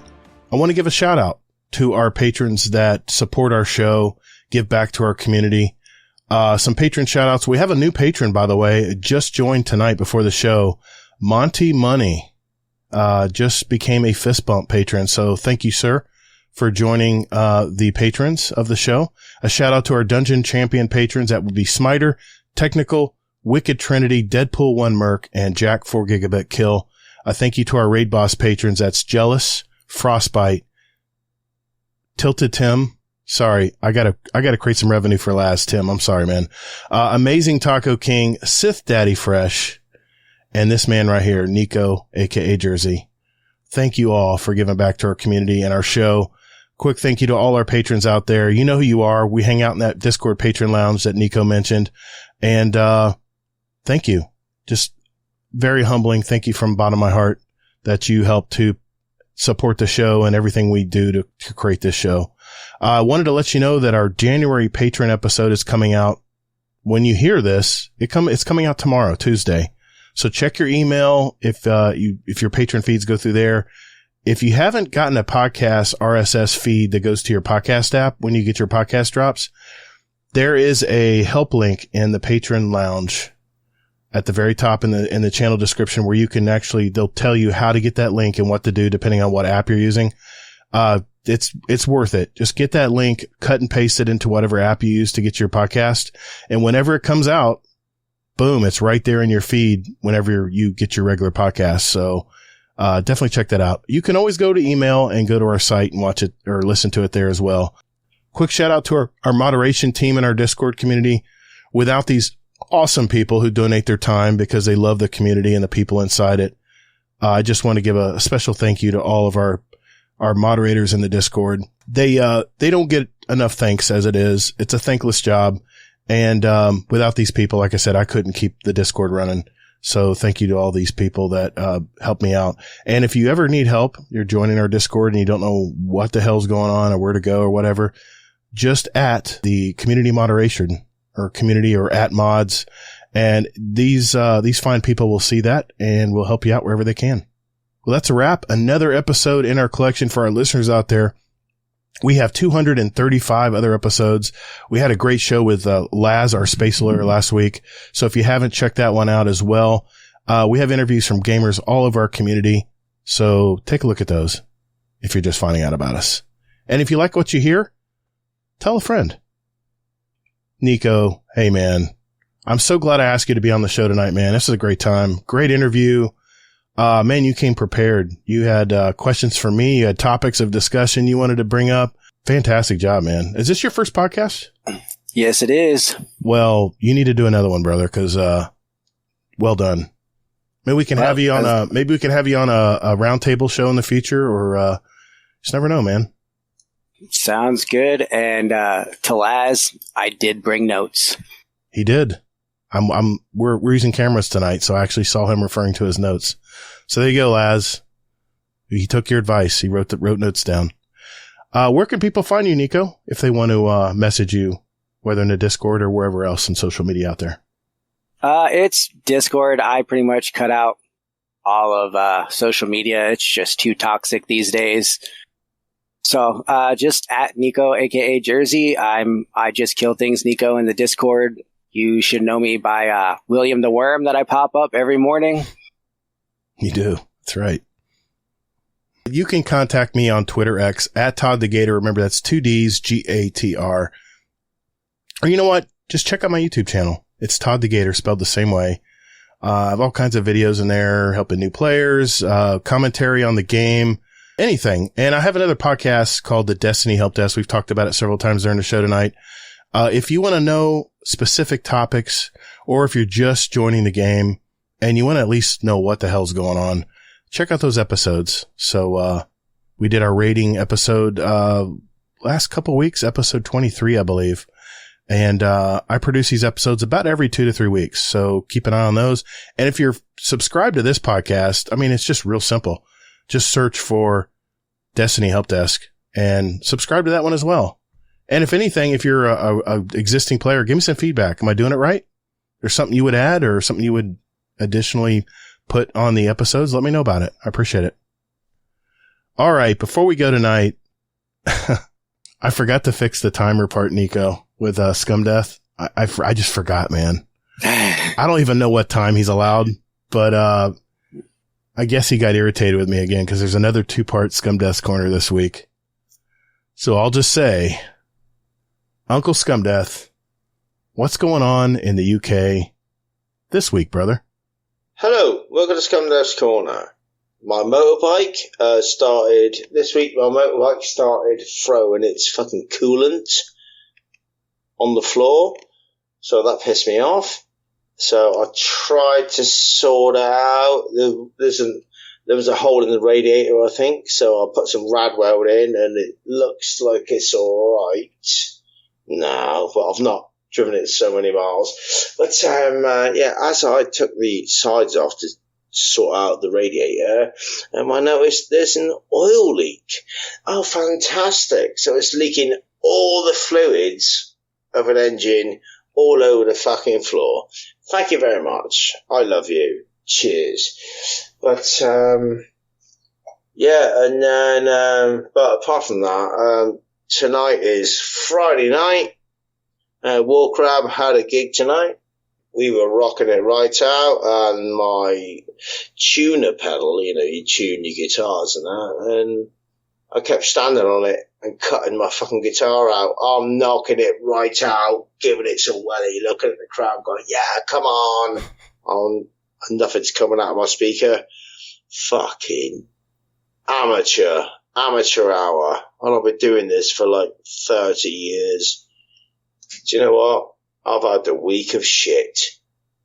Fucking nightmare. I'm sure that I think something else has pissed me off as well, but I can't remember. I'm so annoyed. But yeah, I don't think I need 3 minutes this week. I've just fucking had enough.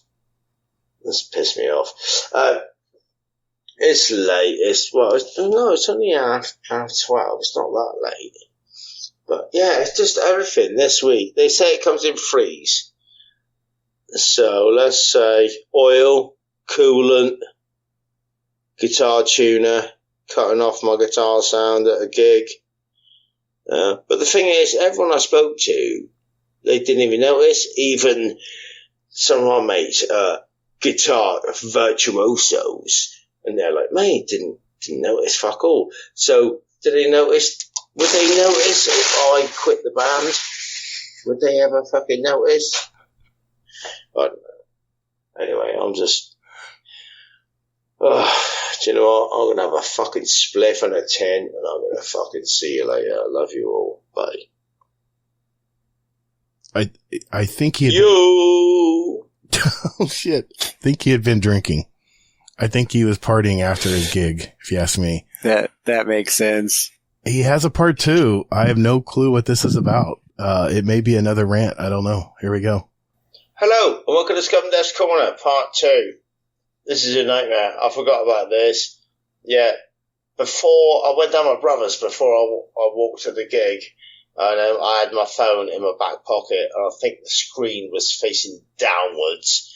I sat down on the concrete step, and there must have been a little tiny stone there, and it's gone through the screen, smashed the screen, and now I can't get into my mobile. So I am, I've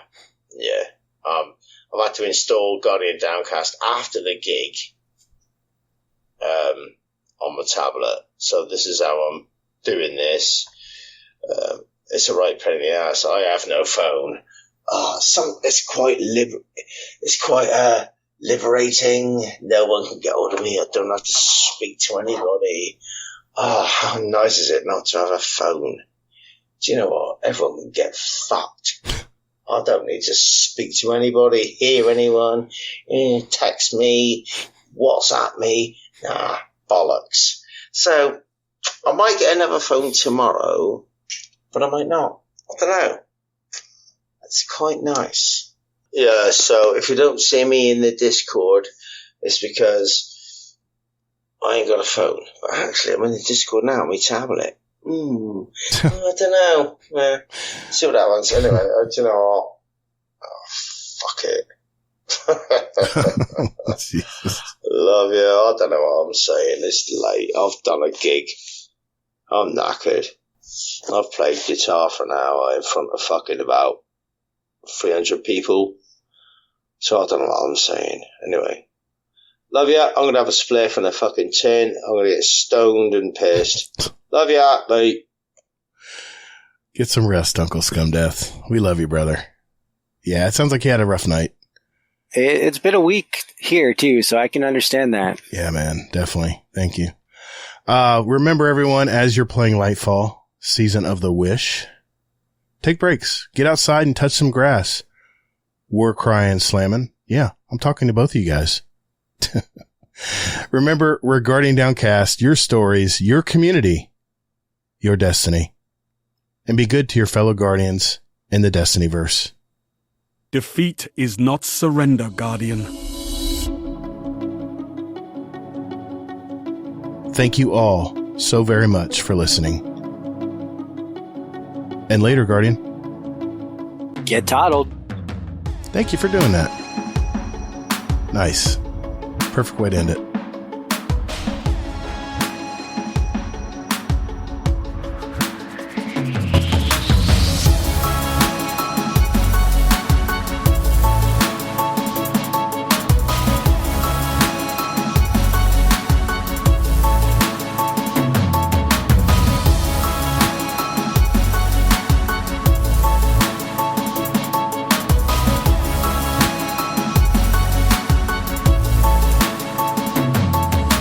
Would you keep making alt accounts if you had more character slots on your main account? No. There's no reason to do alt accounts. The only reason to do alt accounts is to start a new character. And I never understood why Destiny would limit you to 3 characters.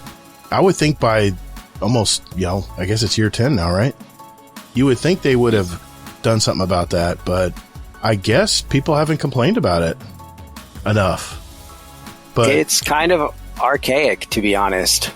Yeah, it is. I mean, my son, he played World of Warcraft. I think he had 8 characters. How many can you hold? Well, they've changed it over the years. I think total now it's 50. What, Matt? 50? 50. Characters in the game. Yes. Wow. They've changed a lot. It used to be if you were Alliance, you could only make Alliance characters on that server. That was for like PvE or PvP and the RP. They changed that finally, and they used to limit how many you could have per server, and now I think it's just 50 total. Just 50? I believe so. Unless they've upped that and I missed it. Yeah, it's 50. We're stuck at 3 in Destiny 2. I believe there's 12 classes and 50 slots. My God. Yeah. I wouldn't have any alt accounts. If I could even do 6 characters, double what we can do now. Yeah. And I tell you, another thing that they're due for is they're due for another character.